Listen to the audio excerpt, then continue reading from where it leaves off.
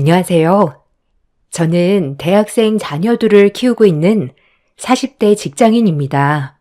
결혼을 하고 나서 정말 열심히 살아왔다고 생각을 했는데 요즘은 그 열심히 했던 세월 보상을 좀 받아야 하나 싶은 생각이 들 때가 많습니다. 사치나 허영심 없이 언제나 한결같이 살아왔었거든요. 이런 저희의 생활 때문이었는지 주변의 시선도 지금의 형편으로 보는 사람들이 거의 없더라고요. 저와 남편은 20대 초반에 소개팅으로 만나 연애를 했습니다. 연애를 할 때는 몰랐는데 결혼을 하려고 보니 남편 쪽 집안은 사업만 했던 사업가 집안이고 저희 쪽 집안은 직장 생활만 했던 집안이었어요. 남편에게는 형이 있었는데 형은 저희보다 몇 년 더 일찍 결혼을 하셨고 형과 형님 또한 평범한 직장인이셨습니다. 저희도 역시 평범한 직장인이었어요. 시부모님은 생산 쪽 사업을 운영하셨는데 생각보다 사업이 잘 되는 편에 속했습니다. 그러다 보니 시어머님도 항상 자기 일에 바쁘게 지내셨죠. 행사 때마다 시어머님은 만나게 되면 항상 바쁘다는 말을 가장 많이 하셨어요. 어머님, 요즘 좀 어떠세요? 그래도 제일 바쁜 시기는 넘어가신 거 아니세요? 아이고, 말도 마라.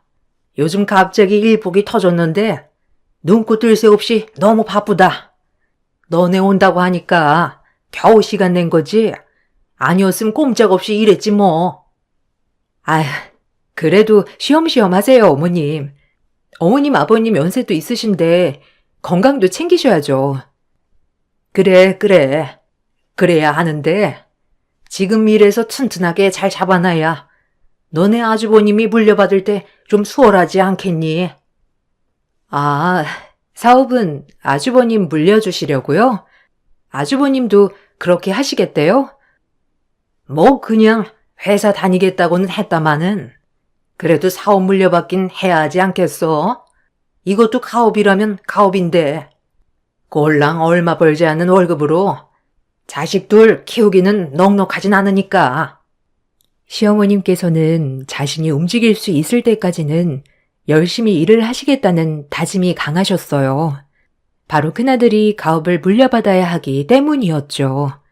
저는 딱히 사업을 물려받는 게 좋겠다는 생각은 없었지만 시부모님께서 처음부터 가업을 물려받을 사람은 큰아들이라고 못을 박아두셔서 저희 남편은 약간 서운하다 생각을 하기도 했었죠. 어머님, 아버님, 요즘 좀 무리하시는 것 같아. 그러게. 형이 물려받기 전에 확실히 기반을 다지려고 하시는지. 형은 또 싫다는데 왜 자꾸 형한테만 물려주겠다고 하는지 모르겠네. 왜? 당신도 사업을 하고 싶은 거야? 뭐 욕심이 안 난다면 거짓말이지.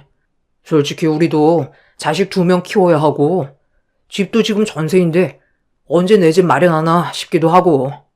근데 내가 받겠다고 해서 부모님이 주시는 것도 아니니까. 여보, 조금 서운하기도 하겠다. 그래도 우리는 우리대로 잘 살아보자. 남편은 그런 시부모님 태도에 서운해했지만 저는 그런 남편을 달래주면서 우리끼리라도 잘 살아보자고 다독이기도 했어요.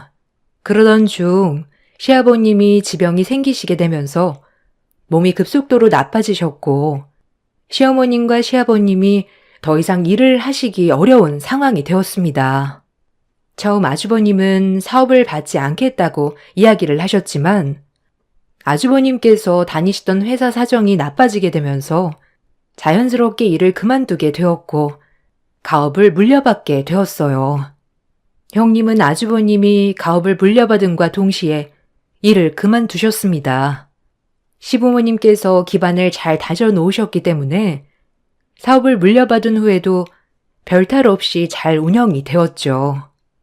거기다가 젊은 감각까지 더해지다 보니 새로운 거래처들도 많이 생겨났습니다. 사업은 날이 갈수록 잘 되었고 전에 받던 월급에 비해서 몇 배는 더 많이 수입을 얻게 되셨던 것 같아요.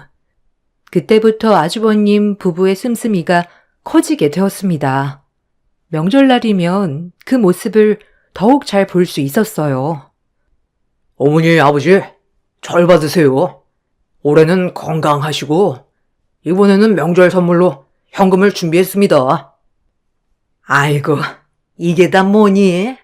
이렇게나 많이 주다니. 역시 우리 큰아들이다. 어머님, 이건 어머님 드릴 영양제인데요. 건강 좀 챙기시라고요. 아유, 큰애가 마음을 많이 썼구나. 고맙다. 어머, 동서는 뭐 준비한 거 안 가지고 왔어? 드릴 거면 지금 같이 드리지. 아, 어머님, 저도 형님이랑 같은 영양제 준비했어요. 요즘 어머님 건강이 약해지신 것 같아서요. 잘 챙겨 드세요. 예, 너는 형님이랑 선물 어떤 거 할 건지 미리 상의도 안 해봤니? 원래 이런 건 아래 것이 먼저 이야기를 꺼내야 편하게 얘기할 수 있는 거야. 어머님, 그럴 수도 있죠, 뭐. 제 거 드시고 동서 것도 쭉 드시면 되겠네요. 아하, 그렇구나. 같은 걸 준비하면 신경 쓸 수도 있는데 역시 우리 큰애가 배포가 남다르네. 시댁에 하는 용돈뿐만 아니라 아주버님 부부의 씀씀이는 날이 갈수록 점점 더 커지기 시작했죠. 자동차를 바꾼 지 얼마 지나지 않아 새 자동차로 바꾼다든지 혹은 명품숍에 매주 다닌다든지 하는 일은 일상이었어요. 이런 모든 것들을 알지 못했다면 신경이라도 안 쓰이겠지만 형님은 자꾸만 저에게 이런 상황들을 마치 들으라는 듯 전화로 이야기를 해 주셨어요. 동서, 오늘 뭐 해? 시간 있으면 같이 쇼핑이나 갈래? 아, 형님, 저 오늘 일이 바빠서 시간이 안 될 것 같아요. 에이, 그러지 말고 같이 쇼핑이나 가자. 일 그거 한 번 안 간다고 뭐 큰일 나나? 내가 맛있는 것도 사줄게. 형님이 쉬셔서 잘 모르시는가 보다. 원래 일은 그렇게 맘대로 하는 게 아니잖아요. 어머, 동서, 기분 나빴어? 아니, 나는 이번에 명품관에서 주문한 게 왔다고 하길래 동서도 한번 구경해보라고 같이 가잔 거였지. 네, 저는 그런 거 관심 없어요. 하긴, 동서랑 서방님 버리로는 명품 하나 마음 놓고 살 수 있겠어? 형님, 저희 벌이 부족하지 않아요. 다만 명품에 관심이 없을 뿐이라니까요. 그래, 알았어. 그럼 나중에 또 전화할게. 형님은 항상 일이 바쁜 날 자신과 명품관에 가자며 연락을 해 왔었죠. 뻔히 일을 쉴 수 있는 상황이 아님에도 불구하고 마치 저를 약올리는 듯한 태도로 전화를 해오는 덕분에 저는 알고 싶지도 않았던 형님 부부의 씀씀이를 다 알 수 있었답니다. 이런 상황은 형님뿐만 아니라 시어머님의 태도에서도 느낄 수 있었어요. 예, 너네 형님은 정말 배포가 장난이 아닌 것 같다. 아니, 어떻게 저런 배포를 가지고 지금껏 회사를 다녔다니? 왜요, 어머님? 아니, 이번에 큰애가 나한테 자동차를 바꿔주겠다며 떡하니 가지고 온 거 있지? 나이가 들면 자동차도 좋은 걸 타야 된다고 하더라고. 아, 그래서 이번에 형님네 차가 또 바뀐 거였나 보네요.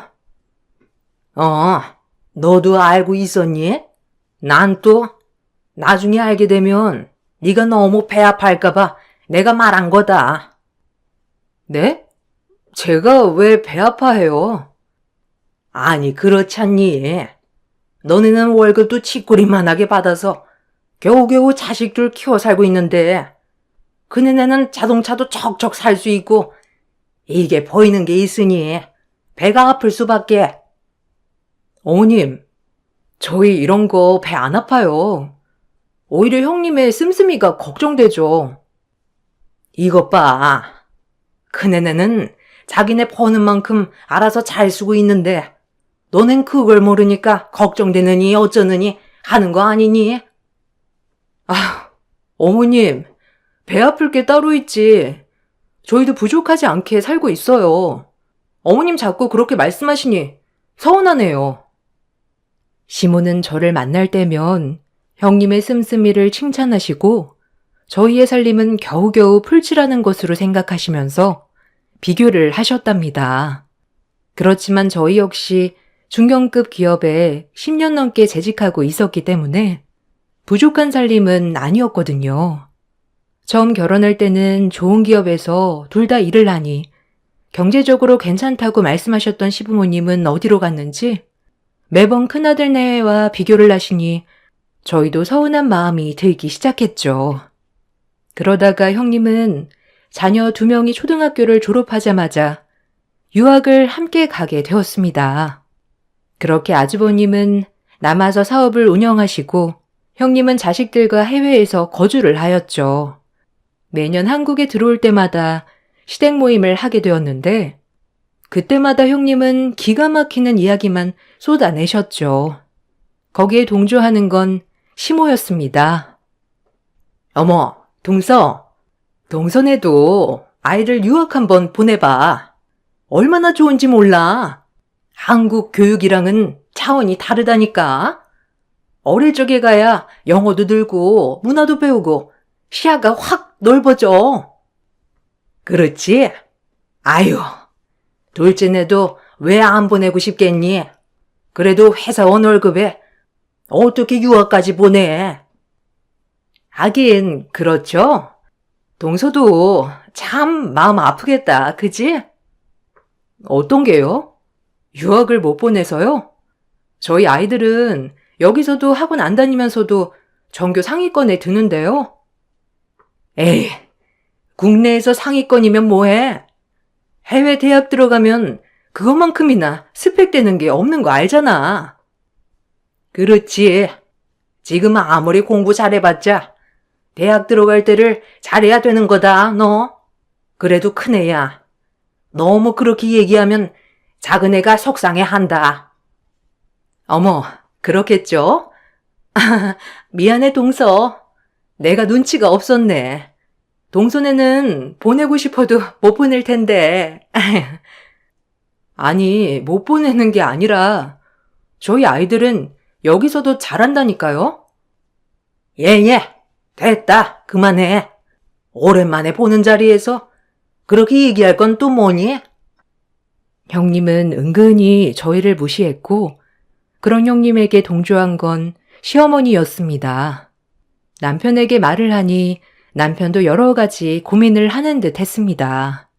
아이들이 공부를 잘했고 전교 상위권에 들고 있었지만 좀 더 나은 미래를 위해서는 저희도 고민을 해야 했죠. 그러다가 매달 모으고 있던 돈에서 일부를 빼서 투자를 시작하기로 했습니다. 처음에는 아주 적은 금액으로 투자를 시작했는데 점점 수익률이 좋아지기 시작했죠. 이렇게 투자를 해서 모은 수익을 가지고 다시 투자를 하고 투자를 하는 방식으로 저희는 조금씩 돈을 모으면서 살아갔습니다. 그렇지만 저희의 씀씀이는 더 많은 수익을 낼 때에도 변하지 않았어요. 여보, 혹시나 해서 하는 말인데 요즘 우리가 들어오는 돈들이 조금 있잖아. 우리 이거 쓰지 말고 모아두는 건 어때? 사실 나도 큰 돈을 조금씩 받다 보니까 쓸까 하는 생각도 들 때가 있는데 미래를 위해서는 그냥 다 저축해두는 게 나을 것 같아. 그렇지? 당신 역시 나랑 생각이 똑같네. 사실 나도 그렇게 생각하고 있었어. 우리가 지금은 빚도 없고 차곡차곡 돈도 잘 모아두고 있지만 언젠가는 생활이 바뀔 수도 있는 거고 혹은 큰 돈이 들어갈 때도 있잖아. 우리 집도 마련해야 되는데 다 저축하는 게 좋을 것 같아. 남편과 저는 돈에 대한 생각이 같았어요. 돈은 있다가도 없고 없다가도 있는 것이라는 신념이었죠. 그렇기 때문에 돈으로 사람을 평가해서는 안 되는 것이고 돈을 쓰는 것으로 행복을 추구하면 안 된다고 생각을 했었어요. 저희는 그래서 이렇게 투자를 하면서 버는 돈들은 모두 저축을 하고 모아두었습니다. 그전보다 훨씬 넉넉한 수입임에도 불구하고 전과 달라지는 지출은 전혀 없었어요. 감사하게도 저희 아이들은 학원을 다니고 싶어 하지 않았고 항상 집에서 공부를 했기 때문에 따로 아이들 학원비로 들어갈 것도 없었습니다. 고등학교에 진학을 하고 나서는 학교에서 오랫동안 공부를 하다 보니 따로 들어가는 비용이 없었죠. 늘 잘 나갈 것 같았던 아주버님의 사업은 시간이 지나면서 점점 어려워지기 시작했습니다. 심지어 남편에게 연락이 와 돈을 빌려가는 날도 많아졌어요. 오늘 형이 전화 왔었어. 돈 좀 빌려달라고 하더라고. 요즘 사업이 영 좋지 않은 모양이야. 급하다고 하는데 좀 빌려줘야 할까?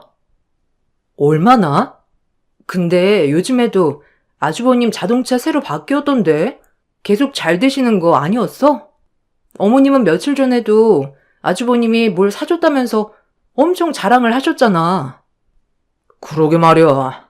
나도 잘 되는 줄 알았는데 속은 그게 아니었던가 봐.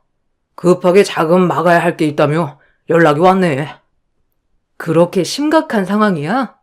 형님도 이 사실 아셔? 아는 모양이야. 조만간 한국에 들어온다고 하는 걸 보면 아는 것 같아.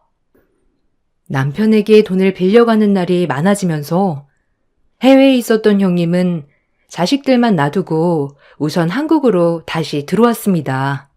형님이 들어오고 나서는 상황이 많이 바뀔 거라 생각을 했는데 예상외로 달라지는 건 하나도 없었어요. 형님 부부의 씀씀이는 그대로였습니다. 시몬은 사업이 어려워지는 상황을 아는지 모르는지 여전히 형님과의 비교를 시작하셨죠. 아니 둘째야. 너는 어떻게 매번 촌스러운 옷만 입고 와? 그네처럼 깔끔하게 옷을 입고 와야지. 역시 큰애는 외국물을 먹어서 그런가? 센스가 다르네. 어머님, 이런 것도 다 돈을 써야 되는 거잖아요. 아, 그렇지. 그네야, 이번에 쇼핑 한번 가자꾸나. 우리 큰애 옷 한 벌 사줘야지. 아유, 어머님. 제가 어머님한테 사드려야죠. 안 그래도 이번 주말에 가려고 했는데 어머님이랑 딱 통했네요. 동서도 같이 갈래? 아이고, 야서라서. 쟤는 그런 곳 가도 쓸 돈도 없다 얘. 너나 쓸 줄 알지? 에휴, 지금까지 그렇게 일만 해도 봐라. 변한 거 하나 없잖니. 어머님, 매번 말씀드려도 저는 그런 거에 관심이 없어요. 아니, 그런데 형님, 쇼핑하러 가셔도 괜찮은 거예요? 지금 뭐 상황이 좋아지셨나 봐요? 뭐? 무슨 상황? 아니, 보니까 저희 남편한테 아주버님이 자꾸 돈 빌려달라고 하시는데 상황 안 좋으신 거 아니에요? 아니, 동서. 아니, 무슨 소리를 하는 거야? 우리 상황이 뭐가 안 좋아? 그냥 요즘 경기가 안 풀리니까 잠시 그랬던 거지. 얘, 사업 한번 안 해본 애가 어떻게 하니? 경기가 안 좋을 땐 그럴 수 있는 거야. 하여튼 뭘 알아야 말이 통하지? 그네야, 신경 쓰지 말렴. 사업이 점점 어려워지고 있음에도 불구하고 형님의 씀씀이는 줄어들 생각이 없었습니다. 시모와 함께 저희의 상황을 비아냥거리며 이야기를 할 때면 저도 대응을 했지만 매번 사업도 안 해본 애가 무얼 알겠냐며 대화를 끊어버리곤 했죠. 그 후로는 아주버님 사업에 대해서는 크게 관심을 갖지 않았는데 결국 상황이 나빠졌는지 유학을 갔던 두 자녀도 학업을 마무리 짓지 못한 채 다시 들어오게 되었습니다. 형님, 이번에 소은이랑 상윤이 다 들어왔다면서요? 아니, 지금 한창 학기 중 아니에요? 갑자기 왜 들어오게 된 거예요? 그냥 애들이 엄마도 없고 2명만 지내는 것도 좀 걱정되고 그래서 들어오라고 했어. 아이, 말씀하시지. 제가 잘 아는 홈스테이 하는 곳이 있거든요. 거기가 돈은 좀 드는데 그만큼 잘 케어를 해준대요. 이제라도 알아볼까요? 아니야. 뭘 알아봐. 이미 왔는데. 에이, 그래도 좀 아깝잖아요. 이제 대학이 코앞인데 지금 그냥 오면 너무 아까우니까. 아니라니까. 동서. 아니 왜 자꾸 아니라고 하는데 이야기를 해? 네? 저는 그냥 알아봐 드린다고 한 건데. 무슨 소란이니? 아까 갑자기 왜 둘이서 싸우고 있어? 아니, 어머님. 안 그래도 속상한데. 동서가 자꾸 아이들 한국에 들어온 거 가지고 뭐라고 하잖아요. 둘째야, 너는 그 셈법 좀 고쳐라. 그럼 어린애들을 엄마 없이 거기 그냥 두란 말이니? 아이고 참, 배 아픈 것도 이렇게 얘기하네. 어머님, 그게 아니고요. 형님네 지금 상황이 안 좋은데 자꾸 핑계대면서 말을 안 하니까 한 얘기예요. 무슨 상황이 안 좋다는 거니? 형님네, 다음에 70평대로 이사 간다. 얘는 정말 질투도 가지가지 하는구나. 저는 정말 황당했어요.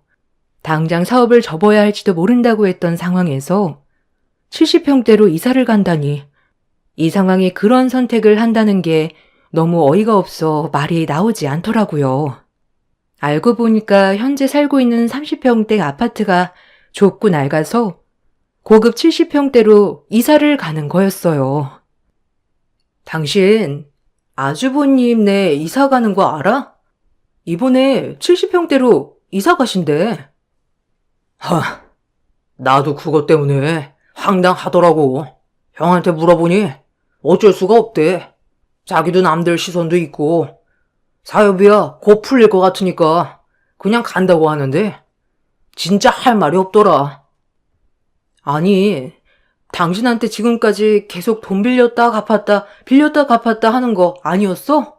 아니 어떻게 70평대로 이사 가게 되신 거래? 거기다가 애들 유학 급하게 마무리하고 들어오게 된 것도 제대로 말도 안 했던 것 같더라고. 빨리 사실을 말해야 씀씀이라도 줄일 텐데. 엄마는 그것도 모르고. 에휴.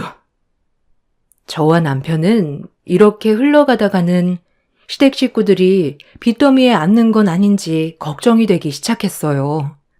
여러 번 아주버님에게 현재의 상황을 말하라고 했지만 아주버님도 체면이 있다며 좀 더 버텨보겠다고 말할 뿐이었습니다.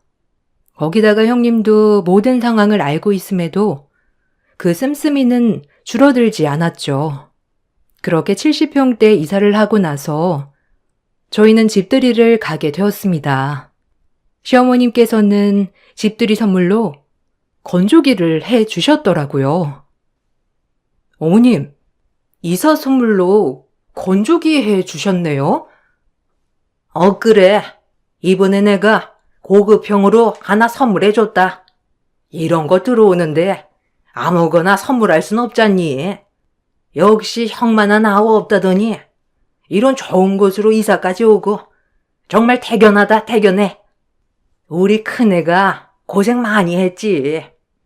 남편 뒷바라지하고 자식들 유학 바라지하고 아주 고생 많이 했다. 이제 이렇게 좋은 곳에서 편하게 살 일만 있겠네. 어머님, 그러게요. 살다 보니 이런 날도 다 있네요. 다 어머님 덕분이죠. 어머님, 형님, 저희도 다음 주에 이사 가요. 이번에는 전세 아니고 자가로 마련했어요. 이사 오고 집들이 할 테니까 저희 집도 오세요. 어머, 집을 마련했어? 어딘데? 몇 평이야? 30평대인데 실평수가 잘 나왔어요. 깔끔하고요. 에휴, 이사를 간 게 거기서 거기 아니니? 아무튼 알았다. 여기서 힘 빠지는 얘기 그만하자꾸나. 형님네가 이사를 한 이후 얼마 지나지 않아 저희도 새 집으로 이사를 가게 되었어요. 30평대로 이사를 가게 되었는데 그 사실을 시모에게 전하자 생각보다 좋아하시진 않으시더라고요. 이사를 하는 날에는 저희 집뿐만 아니라 다른 곳에서도 입주를 진행하였습니다. 저희는 바로 입주를 하고 나서 시댁 식구들과 함께 집들이를 했죠. 집들이를 온 시모와 형님의 표정은 좋지 않았어요. 아유, 아니 어떻게 이 좁은 곳에서 4명이서 산다는 말이니? 어머님, 이제 애들 다 대학 보내면 저랑 남편만 있을 건데 이 정도가 딱 괜찮아요. 너무 넓어도 관리도 힘들고요. 이것 봐라. 뭐든 해봐야 안다고. 큰 집에 살아본 적이 있어야 좋다는 걸 알지. 에휴. 그러게요, 어머님. 어머, 이건 어디 브랜드야? 듣도 보도 못한 브랜드인데? 동서, 이거 메이저 브랜드 아니야? 아, 그거 메이저는 아닌데. 어머, 동서, 가전이나 가구는 메이저로 해야지. 나중에 고장나면 어쩌려고. 이런 거는 동서가 잘 모르니까 나한테라도 물어보지 그랬어. 요런 것도 다 해본 사람들이 잘 선택하는 건데. 국내 메이저는 아니지만 해외에서는 유명한 브랜드예요. 해외에서 유명하면 뭐해? 난 듣도 보도 못한 브랜드인데? 아니 근데 여긴 왜 이렇게 좁아? 여기서 진짜 살 수나 있어? 아휴, 그러게 말이다. 너넨 건조기 해줘도 놀 곳이나 있겠니? 시모는 주섬주섬 가방에서 무언가를 꺼내셨습니다. 시모의 손에 들려져 있던 것은 바로 수건이었어요. 심지어 아무런 포장도 하지 않았던 수건을 저에게 건네셨습니다. 저는 이게 뭔지 영문을 몰라 서 있었죠. 자, 이거 너네 집들이 선물이다. 원래 집들이 할 때 이런 생필품을 주는 거야. 네? 이게 집들이 선물이라고요? 왜? 부족하니? 네 집에는 이게 딱이야. 뭘 더 바라니? 아니, 어머님. 아무리 그래도 이건 좀 너무 하시잖아요. 저희 여기 자가로 들어온 거고. 예, 너는 형님도 보는데 창피하지 않니? 형님네는 너네 집보다 2배는 더 넓은데 거기다가 가전이나 가구도 이것들보다 더 고급스러운 것들로만 세팅해 놨는데 이게 뭐니? 아휴, 집들이를 할 거면 제대로 된 곳에서 해야지. 그래, 너네 벌이로는 뭐 이게 최선이겠다만. 시모와 형님은 자꾸만 집안을 돌아다니면서 온갖 가전과 가구들 브랜드를 살피기 바빴습니다. 일을 하고 있던 남편과 아주버님도 퇴근을 하고 들어와 식사를 하고 있던 와중에 인터폰으로 저를 부르는 소리를 듣게 되었어요. 잠시 자리를 비우고 사무실로 내려간 순간 저는 남편에게 바로 전화해 사무실로 내려오라고 했습니다. 여보, 여기 좀 내려와 봐야 할 것 같아. 어? 왜? 무슨 일 있어? 아니, 무슨 일은 아니고 일단 잠시 내려와 봐.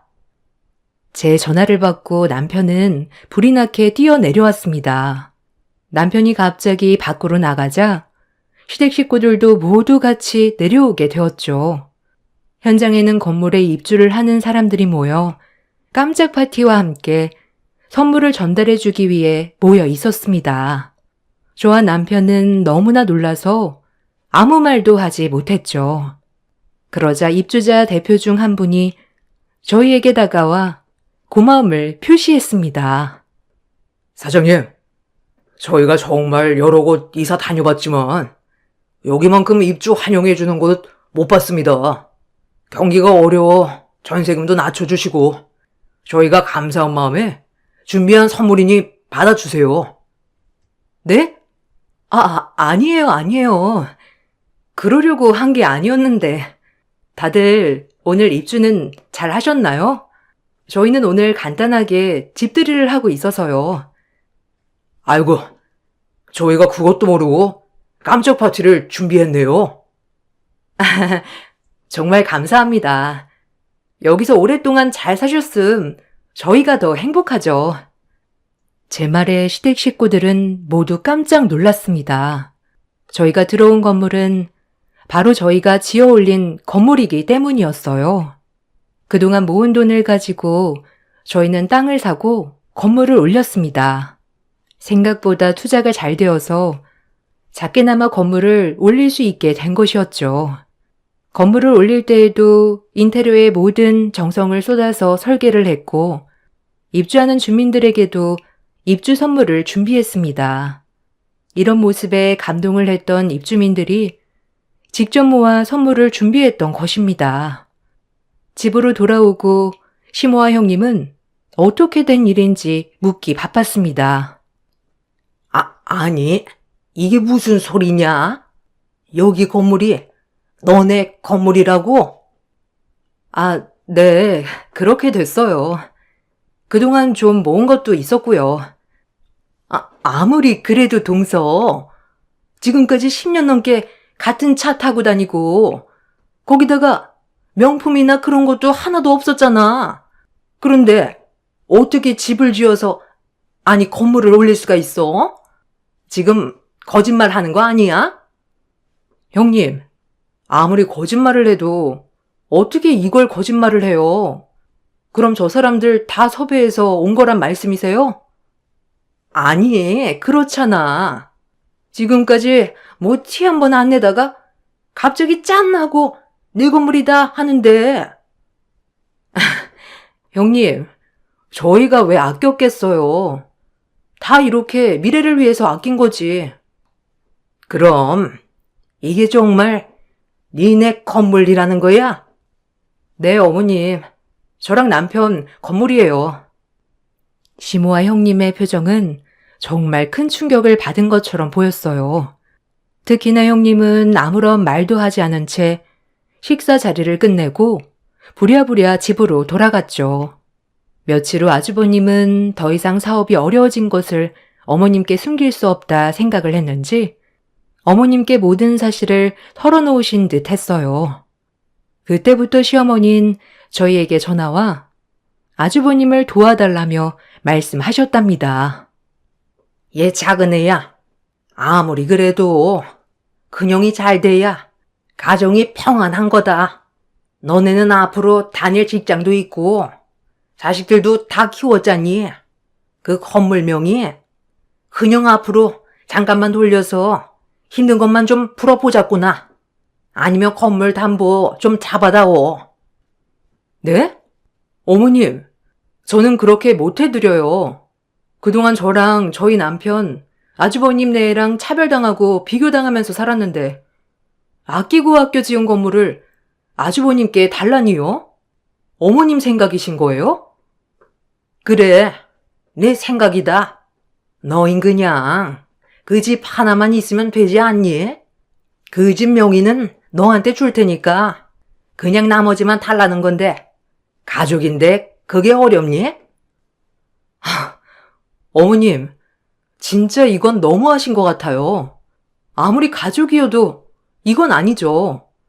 더군다나 어머님은 항상 아주버님이 잘났고 형님이 잘나셨다고 했는데 저한테 말씀하시지 마시고 아주버님이랑 형님께 말씀하세요. 그리고 그 잘난 두 분께서 알아서 잘 해결하시겠죠. 시모는 계속해서 저에게 전화를 해왔지만 저는 시모의 황당한 부탁을 받아주지 않았습니다. 시모뿐만 아니라 형님 역시 저에게 연락이 와 한 번만 만나자며 부탁을 해 오더라고요. 동서, 나 부탁이 있는데. 부탁이요? 사실 우리 사는 집 자가 아니고 월세야. 사업이 좀 어려워져가지고 이사를 간 건데 이게 매달 나가는 돈이 부담되네. 혹시 좀 도와줄 수 있어? 형님, 전부터 말씀드리고 싶었는데요.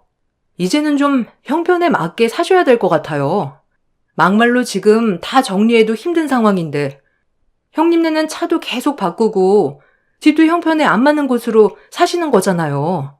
이제는 좀 정신 차리세요. 아니, 동서. 말이 좀 지나치다. 우리는 다시 일어날 거야. 그냥 잠시, 지금만 잠깐 도와달라는 건데. 아니, 무슨 그렇게까지 이야기를 해? 형님, 사업 안 좋은 지 꽤 되셨잖아요. 거기다가 사업 상황도 안 좋으신데 자꾸 사치품에 쇼핑에 거기다가 형편에 안 맞는 집까지 이게 어떻게 잠시 잠깐이라고 할 수 있어요? 저는 못 도와드립니다. 그렇게 저희는 무시하던 시모아 형님은 저에게 계속해서 도움의 손길을 요청했지만 저는 도와주지 않았어요. 아마 사업이 어려워졌을 때쯤부터 사실을 다 오픈하고 씀씀이를 줄여나갔다면 제 마음이 이렇게까지 냉정하진 않았을 거라 생각을 해요. 그렇지만 변하지 않는 모습에 도와주어도 변함이 없겠구나 생각이 들었던 것도 사실이었죠. 시모는 처음에는 부탁을 했지만 점점 협박으로 변해갔습니다. 너넨 가족 간에 정도 없니? 그동안 너네 아주버님이랑 형님이 못해준 게 뭐가 있다고 그래? 한번 도와주면 그 은혜 갚겠다는데, 아니 어떻게 그렇게 냉정하게 말할 수가 있는 거니? 너네 그러는 거 소문이라도 나봐라. 돌팔매질 안 맞는 걸 다행이라고 생각해. 어머님, 저희 이사 갈 때 뭐 해주셨는지 아세요? 형님네 이사 갔을 땐 뭐 해주셨는지 아시냐고요? 거기다가 저희한테 뭐라고 하셨었죠? 너네 집 딱 맞는 거라면서 주셨잖아요. 저희 무시할 땐 언제고 또 돈이 있다고 하니까 정이 없다고 하시네요. 겨우겨우 풀칠해 먹고 사는 집안에서 어떻게 갑자기 돈 많은데 베풀지 않는 애들 취급하시죠? 저희 전이랑 달라진 거 하나도 없습니다. 어머님께서 돈으로 사람 판단하신 거죠. 뭐? 아니 내가 무슨 그런 말을 했다고 그래? 어머님, 저 결혼 20년 세월 동안 어머님이 형님이랑 그렇게 비교를 하셨어도 저는 제가 부끄럽지 않았어요. 저한테 이렇게 얘기하실 게 아니라 아주버님이랑 형님 씀씀이를 다그치셔야죠. 저한테 도와주지 않아서 화를 내실 게 아니라 열심히 읽어낸 사업을 10년 만에 말아먹은 큰아들 애한테 화를 내셔야 하는 거 아니에요? 사업을 하다 보면 잘 안 될 수도 있는 거지. 그걸 화를 왜 내니? 그런데 너넨 도와줄 수 있는 돈이 있잖니. 그걸 안 도와준다는데 너네한테 화를 내야지. 맞아요. 사업을 하다 보면 잘 안 될 수도 있죠. 근데 사업이 안 될 때는 그만큼 씀씀이도 달라져야 하는 거 아닌가요? 어머님이며 형님이며 매번 사치품에 쇼핑에 그걸 같이 하지 않는 저에게는 비아냥해 비교도 하셨는데 제가 왜 도와드려야 하죠? 너랑은 말이 안 통하겠구나. 됐다. 아들이랑 얘기할 테니 넌 빠져라. 어머님 아들이랑 이야기하셔도 마찬가지실 거예요. 시모는 저에겐 화를 냈지만 제 남편 아들에게는 애걸복걸하며 형을 도와달라고 이야기를 하셨어요. 그렇지만 남편 역시 그동안의 형과 형수님의 태도를 알았기 때문에 절대 도와줄 수 없다고 입장을 밝혔습니다. 결국 형님네는 어머님 댁으로 들어가 살게 되었고 사업은 모두 정리를 하게 되었어요. 그나마 그동안의 사치품들을 모두 처분해서 빚을 줄였던 게 다행이었다고 할까요? 결국 시모의 태도는 정과는 달라졌습니다. 이전처럼 형님과 비교는 하지 않죠. 혹시나 저에게 잘해준다면 무언가 떨어질지도 모른다 생각하시는지 시모 형님 모두 저에게 정과는 다르게 친절하게 대하신답니다. 이게 얼마나 갈지 두고 봐야 할 것 같네요. 제 이야기 들어주셔서 감사합니다. 좋은 날 건강 유의하세요. 안녕하세요. 저는 광주에 살고 있는 애청자입니다. 한편으론 이 글을 쓰는 것이 누군가가 알아볼까봐 조금 걱정이 앞서기도 하지만 여기에 올라오는 사연을 매번 듣고 저 역시도 용기를 낼 수 있었어요. 어린 시절 엄마를 일찍 여의고 아빠와 삼남매만 남았어요. 큰오빠 저 그리고 여동생 3남매였죠. 안타깝게도 엄마와 아빠가 교통사고가 났었기 때문에 엄마는 그 자리에서 사망을 한 거였고 아빠는 그로 인해 몸이 불편해지셨어요. 사실상 일을 아예 할 수가 없는 상태였는데 그때 제 나이 초등학교 6학년 때 일이었죠. 엄마가 돌아가신 것도 충격인데 아빠마저 몸이 불편하게 되니 그때 당시 사춘기가 왔던 저는 큰 충격을 받았어요. 어린 동생은 아무것도 모르고 저도 아무것도 할 수 없는 사실이 속상해져만 갔지만 저희 오빠는 15살, 참 지금 생각해보면 굉장히 어린 나이에 소년가장이 돼버린 거였어요. 오빠는 저희 중에 어쩔 수 없이 철이 가장 많이 들었어요. 걱정하지 마. 오빠가 너희 다 책임질 거니까. 그러니까 오빠만 믿어. 아빠도 저만 믿으세요. 제가 다 알아서 할게요. 미안하다. 이렇게 몸도 불편하고 내가 너네 짐이 아닌가 모르겠어. 정말 미안해. 어쩌다 너한테 이렇게. 그런 말씀 마세요. 옆에 있어주시는 것만으로도 아빠는 큰 힘이 되는걸요. 이제 제가 책임질게요. 걱정 마세요. 오빠는 그 후 중학교를 자퇴하고 중식당 배달부터 안 해본 아르바이트가 없었어요. 새벽이면 인력시장에 나가서 일용직도 하고 일이 없을 땐 식당 배달까지 하면서 저희를 입히고 먹였죠. 그때 당시 그런 오빠가 안타깝기보단 갑작스럽게 현실이 바뀌었다는 사실이 더욱 힘들었던 것 같아요. 오빠는 그렇게 우리 두 자매에게 희생을 하였어요.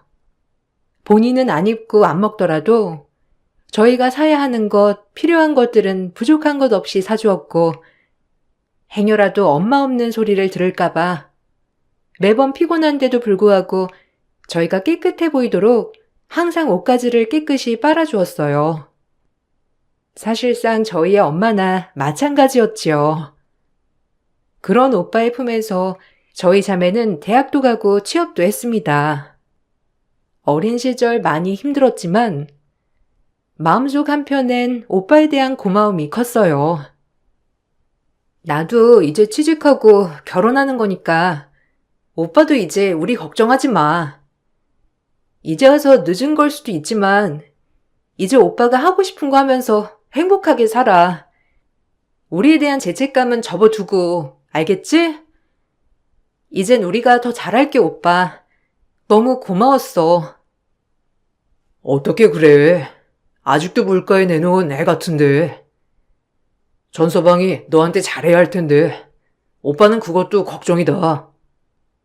혹시라도 한부모 가정이라고 무시하진 않을지. 그런 소리 듣게 하지 않으려고 악착같이 이 악물고 너희한테 잘했는데 말이야. 당연히 알지. 이제 오빠 고생 끝났어. 지금이라도 오빠가 하고 싶은 거 있으면 언제든 말해. 얼마든지 우리가 지원할게. 이렇게 오빠가 희생만 하면 남은 오빠 인생이 없잖아. 난 오빠도 오빠 인생을 찾았으면 좋겠어. 그래야 오빠도 행복해질 거 아니야. 난 너희만 잘 되면 돼. 이미 엄마 돌아가신 날 마음 먹었어. 너희를 위해 살겠다고.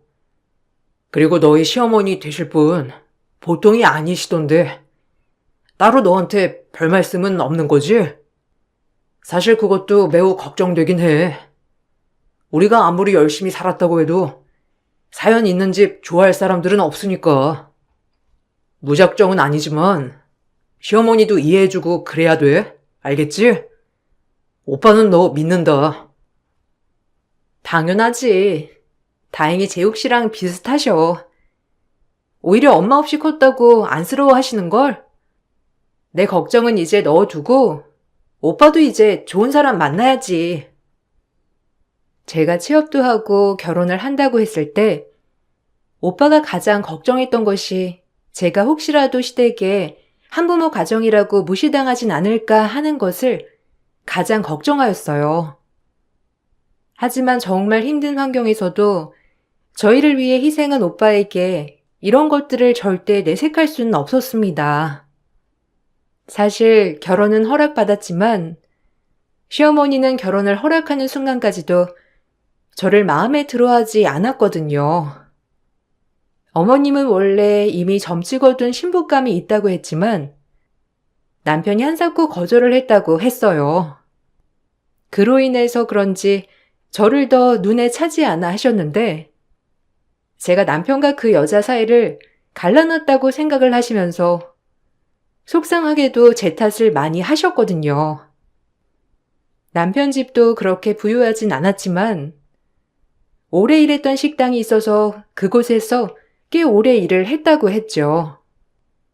하지만 어머님은 본인 집안은 굉장히 양반 집안이라고 하면서 저를 무시하기 일쑤였는데 사실 어이가 없었던 적이 한두 번이 아니었답니다.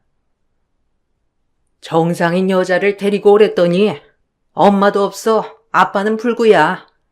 그렇다고 뭐 하나 확 잘하는 것도 없어. 내가 이런 며느리 볼 줄 누가 알았겠어?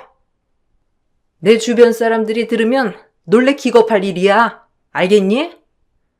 하필 너 같은 게 우리 집에 들어올 일이니? 진짜 수치야. 어머님, 말씀이 지나치신 거 아니에요? 아무리 그래도 그렇지.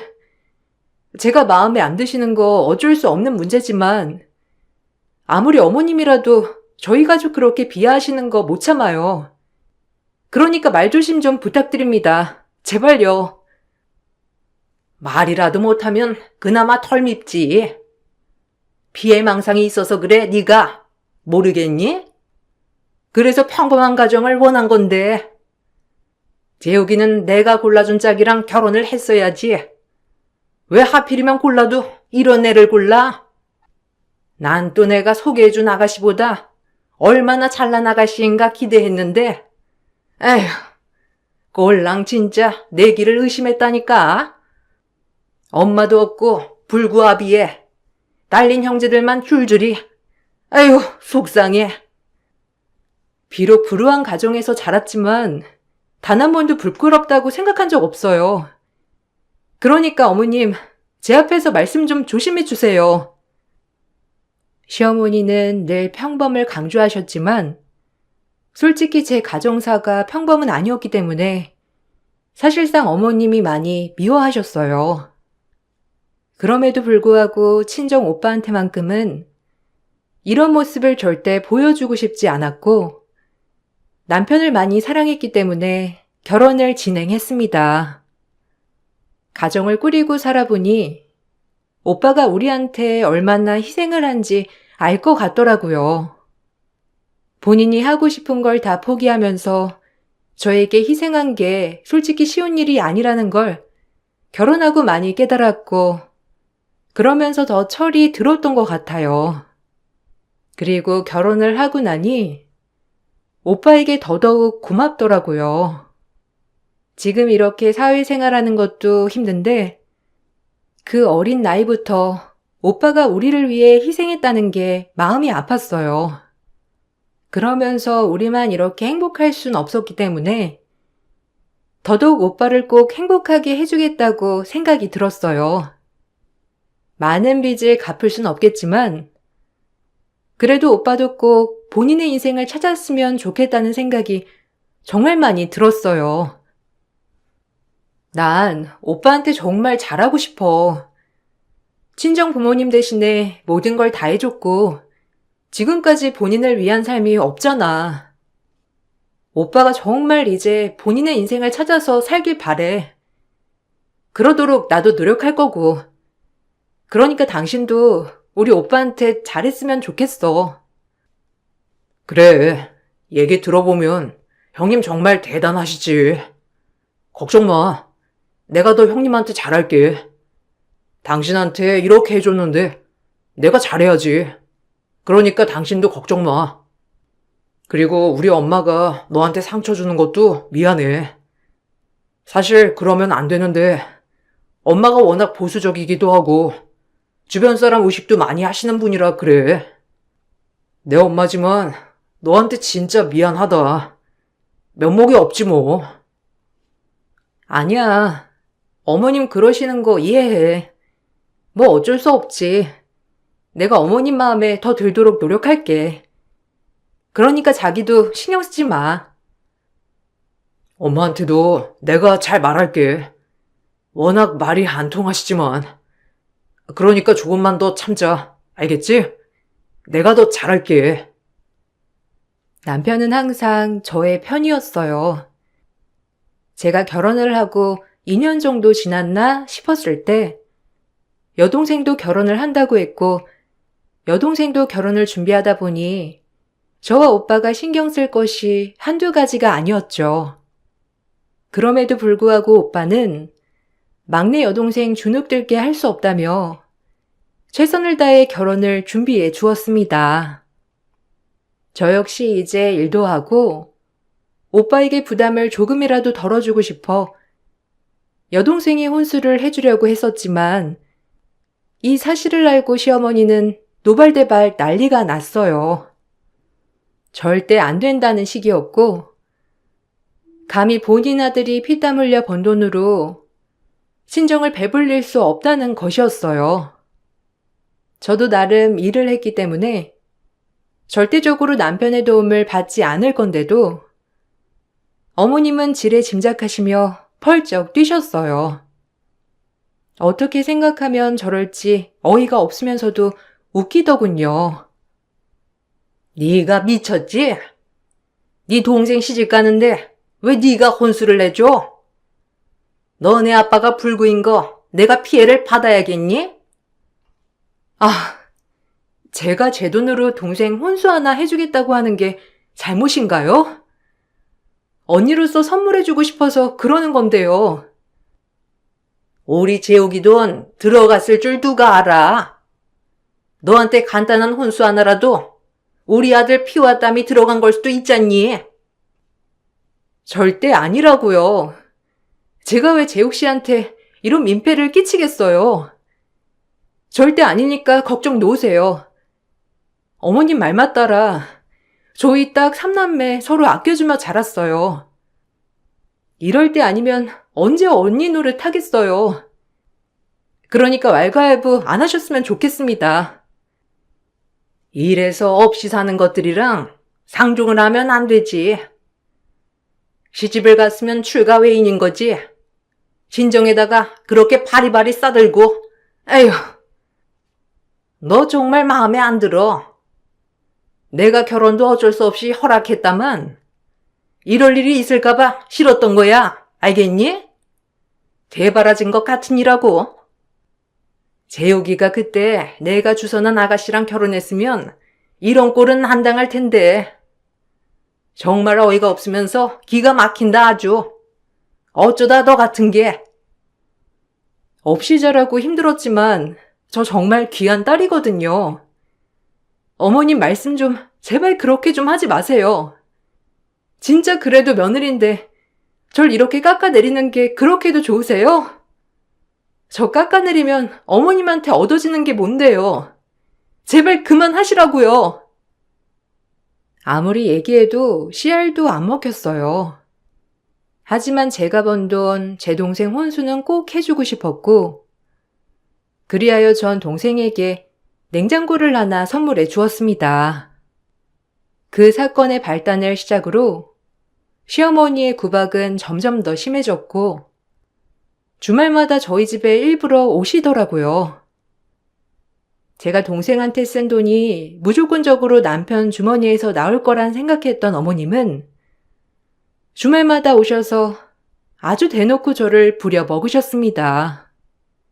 사실 어머님을 못 오게 하는 것도 아닌 것 같아 꾹꾹 참았지만 유치하게 짝이 없었어요. 내 아들 돈으로 네 동생 혼수 해줬으니까 너는 몸으로 때워야지. 안 그러냐? 이제 주말마다 올 거니까 내가 하라는 것만 해. 매일 밥 차리고 평일엔 우리 집에 와서 빨래도 좀 하고 청소도 해라. 그래야 내가 속이 시원하지. 이대로는 나 억울해. 몇 번을 말씀드리나요? 제가 말씀드렸잖아요. 저도 일하는 사람이고 그 정도 살 여유는 있어요. 어머니 그러니까 마음대로 해석하시고 힘들게 하지 말아주세요. 다 큰 성인이 돈 쓰는 건데 꼭 이러셔야겠어요? 제가 진짜 드릴 말씀이 없네요, 어머니. 그냥 내가 하라는 대로 하라고. 난 이대로 억울해서 못 참으니까. 내가 너같이 가정환경 엉망인 애를 받아준 것만으로도 넌 감지덕지 해야 돼. 솔직히 결혼식에서 너네 아빠 쩔뚝대며 너 손잡고 입장하는데 내가 얼마나 얼굴이 나 뜨거웠는 줄 아니? 진짜 선 넘으시네요. 저희 아빠 한 번도 창피한 적 없어요. 불의의 사고로 그렇게 되신 건데 어머님은 나 뜨거웠다고요? 그래. 얼마나 내 주변 사람들이 쑥덕대던지. 넌 너네 아빠니까 그렇다 치지만 내 아들 주변 사람들은 어떻게 보겠어? 뭐 시간이 지났는데 난 아직도 그게 잊혀지지가 않아서 그래. 알겠냐? 맘 같아선 애 없을 때 이혼이라도 시키고 싶은데 재욱이 걔는 네가 뭐가 좋아서 이렇게까지 참고 사는지 이해가 안 간다 정말. 하여튼 돈값 해야 하니 몸으로라도 때워. 정말 대답할 말이 없더라고요. 뭔가 상종을 할 수 없다고 해야 하나? 시어머니지만 정말 인격이 의심되었고 그래서 말도 섞고 싶지 않았어요. 그래도 제가 어머님의 뜻을 따라주지 않으면 계속 저희 아빠에게 불구다, 결혼 잘못시켰다 하실 것을 알았기 때문에 일단 어머님이 원하신 것을 다 들어주기로 했어요. 주말마다 어머님이 오시면 늘 새끼 내내 차려드려야 했고 평일에 일이 일찍 끝나면 어머님네 가서 살림을 도와야 했죠. 하지만 단 한 번도 어머님은 고맙다는 말을 하지 않았어요. 그저 이것이 당연하다고만 생각하시는 분이었거든요. 그러다 아빠 생신에 다 같이 친정에서 밥 먹는 주말이 되었는데 시어머니는 주말에 본인 밥을 안 차리고 제가 친정에 갔다며 대놓고 전화로 욕을 하시더라고요. 전화 너머로 들려오는 소리를 오빠가 듣게 되었어요. 망할 놈의 기집애. 너, 내가 주말에는 무조건 너네 집 가서 밥 먹을 거라고 했지? 근데 내 말을 묵살하고 너네 친정에 갔니? 어머님, 제가 나중에 전화 드릴게요. 그리고 제가 지난주부터 말씀드렸잖아요. 그러니까 집에 가서 제가 말씀드릴게요. 뭐야? 네 불구아비가 생일상은 받고 싶다냐? 아주 가지가지한다. 일반 사람 사는 거 다 하려고 하네 아주. 참나. 집에 가서 말씀드릴게요. 지금은 어머님이랑 대화하기가 좀 그렇네요. 일단 끊을게요. 집에서 얘기해요, 어머님. 친정아빠와 식구들이 보고 있는 상태였기 때문에 저도 퍼붓고 싶은 걸 참았어요. 그저 상식적이지 못한 어머니의 얘기에 정말 부들부들 떨리더라고요. 아빠는 들었는지 못 들었는지 모르겠지만 말씀은 안 하셨고 오빠는 표정이 급격히 안 좋아졌어요. 아마 제가 이렇게 사는 걸 이제서야 안다는 느낌이었죠. 마지막 밥을 다 먹고 일어나서 가는데 오빠가 저에게 미안하다고 하는데 그동안 오빠한테 미안한 감정과 함께 정말 눈물이 와락 쏟아졌어요. 못난 동생 때문에 괜히 이런 꼴을 당하게 한 것 같아서요. 별일 없지? 미안하다. 오빠가 더 잘하고 너를 위해 더 뭔가를 했으면 그렇게 시댁에서 무시 안 당해도 되는 건데. 어? 아니야. 무슨 말이야. 아까 전화 통화 소리 들었어? 어머님이 원래 안 그러시는데 오늘은 심기가 안 좋으신가 봐. 미안해. 절대 내 동생들 욕먹이지 않게 크길 바랬는데 내가 부족했나 보다, 진짜. 미안해. 오빠가 다 잘못이야. 절대 아니야. 오빠가 왜 미안해? 내가 못나서 그런 거고 어머님이 문제인 거지. 그러니까 오빠 나한테 미안하다는 생각 버려.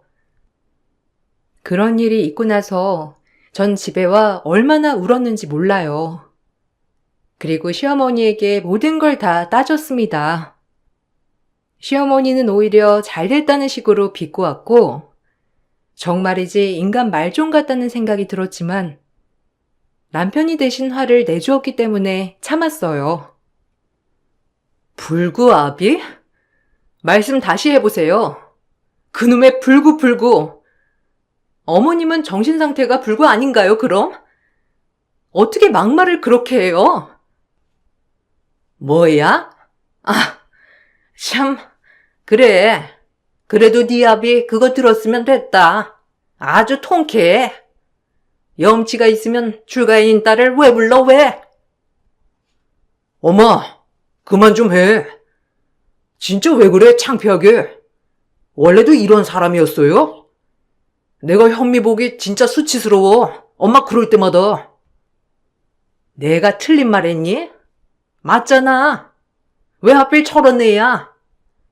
너도 쟤한테 동화될까봐 내가 아주 겁이 나서 그래. 진짜 창피해. 다신 그러지 마요. 진짜 엄마가 한 번만 더 그러면 나 진짜 엄마 다신 안 볼 거야. 알겠어? 그러니 조심 좀 해. 제가 더 화내기 전에 남편이 엄청 화를 내주었고 그러므로 조금 잠잠했어요. 그리고 이 일이 있고 나서 얼마 후 드디어 저희 오빠에게도 꽃길이 펼쳐지려고 할 때였습니다. 오빠는 여느 때와 다르게 조금 긴장된 모습으로 저희에게 할 말이 있다고 했어요. 그것은 드디어 외롭고 힘든 인생을 살아온 오빠에게 드디어 좋은 짝꿍이 나타난 것이었는데 얼마나 기쁘던지 행복했어요. 이렇게 너희한테 소개해 주려고 하니까 쑥스럽다. 인사해. 너희 새언니들 사람이야. 오빠도 이제 결혼하려고. 어머, 오빠 너무 축하해. 새언니 너무 축하해요. 저희는 그저 오빠랑 둘이 알콩달콩 그냥 서로 아껴주는 걸 원해요. 오빠 너무 축하하고 진짜 잘 됐다. 무엇보다 오빠가 외롭지 않아서 너무 좋아. 고마워. 왜 눈물이 나는지 모르겠네. 주책맞게. 어머, 드디어 우리 오빠 노총각 탈출인 건가? 아, 너무 축하해. 언니, 우리 가족이 된 걸 환영해요. 우리 잘 지내봐요. 알겠죠? 저희는 오빠에게 그저 좋은 짝꿍이 생겼다는 것이 너무 기뻤기 때문에 정말 모든 게 찬성이었습니다. 그렇게 일사천리로 오빠는 결혼 준비를 하게 되었고 친정아빠도 그동안 오빠에게 지어준 삶이 정말 미안했는지 저희가 결혼한다고 했을 때보다도 오빠가 결혼한다고 하니 오히려 더 좋아하셨어요. 전 그저 외롭지 않게 오빠 옆에 누군가가 생겼다는 것 자체가 너무 좋더군요. 그래도 형님이 좋은 분 만난 것 같아 너무 다행이야. 자기도 이제 한시름 마음 놓이지? 얼마나 좋아. 내가 다 기쁘다. 나 너무 마음이 놓여. 그리고 내가 결혼해서 자기 때문에 행복한 만큼 오빠도 행복하길 바랬거든. 그런데 이제 곧 행복해진다고 생각하니까 정말 여태까지 그 어떤 것들보다도 제일 기쁜 것 같아. 자기도 내일처럼 기뻐해줘서 너무 고마워. 당연히 내일이면 내일이지. 형님 결혼할 때 뭐 해드릴까? 그래도 의미 있는 거 해드리면 좋잖아. 그렇지? 마음 같아선 진짜 모든 것 다 해주고 싶은데 그럴 여유까진 안 되고 오빠 결혼식에 500 정도 축의금 하려는데 어때? 아, 물론 오빠 결혼할 때를 생각해서 따로 적금 들어놓은 거 있거든. 그걸로 하려고. 그때 자기 이름으로 들었었잖아. 돈은 내가 붓고. 아, 기억났다. 그래. 그게 좋겠다. 그러게. 마음 같아선 진짜 당신 이렇게 예쁘게 뒷바라지 해준 거 생각하면 모든 걸 다 해드리고 싶은데. 그럼 그렇게 하면 되겠네. 내가 돈 더 많이 벌어서 형님이랑 처제한테 정말 잘할게. 걱정하지 마. 남편도 흔쾌히 축의금을 허락했어요. 전 그렇게 오빠의 결혼식이 다가오길 기다리고 있었고, 적금 만기가 남아 있었지만, 어차피 오빠가 언젠가 결혼할 때만을 위해 쓸 돈으로 적금을 들어놓은 것이라서, 결혼식 전에 남편과 함께 해약을 하러 갔습니다. 15살 소년 가장돼 동생들 키워준 친정오빠 결혼식 날 축의금 500만 원을 인출하고 결혼식에 향했어요. 하지만 이 좋은 경삿날 정말 대박 사건이 일어나고 말았죠. 시어머니는 어디서 들었는지 저희가 은행에서 500만 원을 인출했다는 사실을 알고 저희 오빠 결혼식까지 쫓아온 것이었어요. 그리고 제가 아빠와 여동생과 함께 하객들을 맞이하고 있는데 다짜고짜 제 뺨을 내려치더라고요. 정말 찰나였습니다. 그리고 전 너무 무방비 상태로 당했기 때문에 그 자리에서 날아가고 말았죠. 이런 날도둑년? 내가 너 이럴 줄 알았어. 너 동생년 혼수해줄 때부터 알아봤어. 감히 우리 아들 통장에 손을 대? 너네 오빠 결혼한다는데 왜 우리 아들 돈으로 네가 생생을 내냔 말이야? 동생년 때도 그러더니 너 진짜 도둑년이 따로 없구나. 없이 자라더니? 이게 뭐하는 짓입니까? 사돈!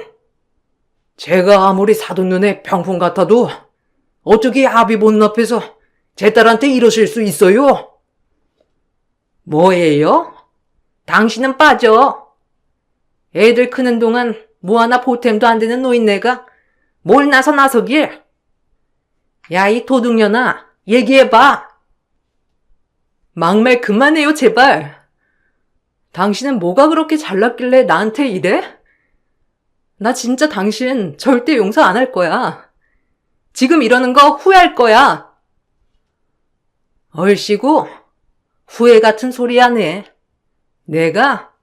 에휴, 너 드라마를 너무 많이 본 거 아니니?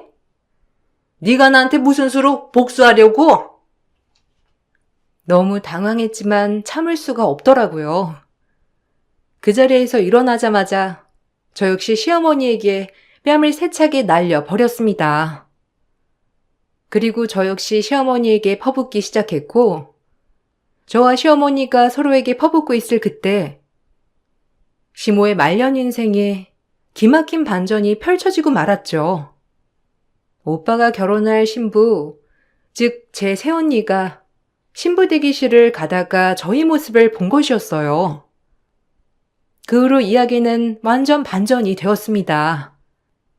시어머니는 새언니의 말에 너무 놀라 입을 다물지 못하고 말았던 거죠. 정신 나간 거 아니야? 아, 노망이 나도 정도 것이지. 내가 얼마나 참았는데. 당신 절대 용서 안 해. 여기가 어디라고 행패를 부려? 그리고 이 돈이 재욱 씨 거라고? 내 돈 내가 한다고 했잖아. 도대체 왜 자꾸 당신 아들 돈이라고 하는 건데? 나 절대 이번 일 조용히 안 넘어가. 안 하면 어쩔 건데? 네가 감히 나한테 대적을 해? 니까지 것이? 네 돈이 우리 재욱이 돈이지 아니냐? 500이라니? 아, 진짜 이거 완전 막장 아줌마구만. 저기요. 어머, 아줌마, 나 몰라요? 아, 참나. 나 아줌마가 일하는 식당 건물주. 아니, 당신이 왜? 설마 지금 이 불구 집안에 시집 가는 게 당신이라고요? 아, 참 기가 막혀. 그럴 리가. 아니, 건물주가 왜 뭐가 아쉬워서 이런 정상적이지 못한 집안에 시집을 가는 거예요? 말이 안 되잖아. 아가씨가 얼마나 아까운데. 나 진짜 TV에서만 보다가 이렇게 대놓고 무식한 인간은 살다 처음이네. 지금 불구 집안이라고 했어요? 우리 아버님 보고? 아, 기막혀. 당신 같은 정신사상을 가진 아줌마가 불구지. 어떻게 사람을 그렇게 평가해? 아가씨, 참아요. 내가 처리할 테니까. 원래 이런 사람은 돈으로 해결하는 수밖에 없거든요. 제가 해결할 테니 아가씨는 마음 좀 추스르고 있어요. 아셨죠? 아니, 난 신부 아가씨랑은 할 말 없어요. 전 얘랑 얘기할 거고 아가씨도 이제라도 얼른 도망가. 혼인신고하면 끝이라고. 뭐라니 정말. 상종을 하면 안 되는 인간이구먼. 아가씨, 어떻게 참았어요 그동안? 나 진짜 이해가 안 가서 그래요. 새언니는 어디론가 금세 전화를 했고 새언니 건물에 새를 들어 식당을 하는 식당 주인은 곧바로 저희 어머니를 해고했어요. 시모의 말년 인생에 기막힌 반전이 펼쳐지기 시작한 것이죠. 그리고 이 모습을 모두 지켜본 남편 또한 시어머니를 끌어내고 소리를 지르기 시작했어요. 그 후 저희 오빠 결혼식은 무사히 마치고 그 후에 새언니는 본인 결혼식을 난장판을 만들었다며 시어머니를 고성방가죄로 고소했어요. 알고 보니 새언니는 집 자체가 임대업을 하기 때문에 굉장히 부자였는데 오빠도 말을 안 했기 때문에 전혀 몰랐고요. 여유 있는 집안에 살다가 저희 오빠 심성 하나만 보고 선택했다고 하더라고요. 정말 저희 오빠에게 좋은 연분이 나타난 것만 같아 고마웠습니다. 새언니 덕분에 오빠가 조금이라도 마음의 여유가 있었거든요. 걱정 마요, 아가씨. 나 오빠 진짜 너무 사랑하고 오빠가 겪었던 아픔 다 이해해요. 내가 이제 오빠 행복하게 해주고 싶고 그 사람 쉬게 해주고 싶어요. 그러니까 나만 믿어줄래요? 아버님도 극진히 모실 거고요. 전 오빠 심성이랑 책임감 하나 보고 결혼하는 거거든요. 근데 진짜 세상도 좁지. 어떻게 우리 건물에 새들어 가게 하는 집 종업원이 아가씨네 시어머니일 줄이야. 그러게요. 너무 고맙습니다. 저희 오빠 이제서야 행복해지는 것 같아서 제가 다 감사해요. 그리고 지금 이렇게 절 이해해줘서 감사드리고요. 제가 새언니한테 어떻게 갚아 나가야 할지 모르겠네요. 저희 오빠랑 늘 행복하길 꼭꼭 바랄게요, 언니. 새언니 덕분에 아주 크게 용기를 낼 수 있었어요. 시어머니는 말년에 경찰서에 진술하러 들락날락해가며 진술을 하여야 했고 남편 또한 이젠 어머니와 손절하겠다며 절연을 선언했어요. 하나밖에 없는 아들이 절연을 하겠다고 하자 시어머니는 그제야 정신이 들었는지 그럴 수는 없다며 계속적으로 매달렸는데 늘 그토록 무시한 저에게까지 울며불며 애원하더군요. 참 웃기죠? 그렇게 저를 깔보고 무시할 땐 언제고 이제 와서 저렇게 행동하는지 정말 권선징악이라는 말이 왜 있는지 알 것 같더라고요. 이 세상 어떤 사람이라도 동등한 건데 시어머니는 그렇게 저를 깔보다가 결국 이렇게 큰 코를 다치게 된 것이죠. 내가 이 나이에 오래 일한 가게에서도 잘리고 지금 재욱이도 나 안 본다고 하는데 어쩔 거야. 그리고 너네 새언니가 그렇게 부자라면서 왜 말 안 했니? 그럼 또한 말은 달라지지 않겠니? 너희 집에 그런 재벌이 들어오는 거잖아. 우리 이제 잘 지내보자. 내가 너한테 그동안 그랬던 거는 그럴 수밖에 없는 사정이 있었잖아. 그러니까 이해해주고 앞으로 모녀 사이처럼 잘 지내보자. 웃기고 있네. 모녀 사이? 그동안 우리 집안 그렇게 깔아뭉개놓고선 이제서야 이해하라고? 당신 미쳤어?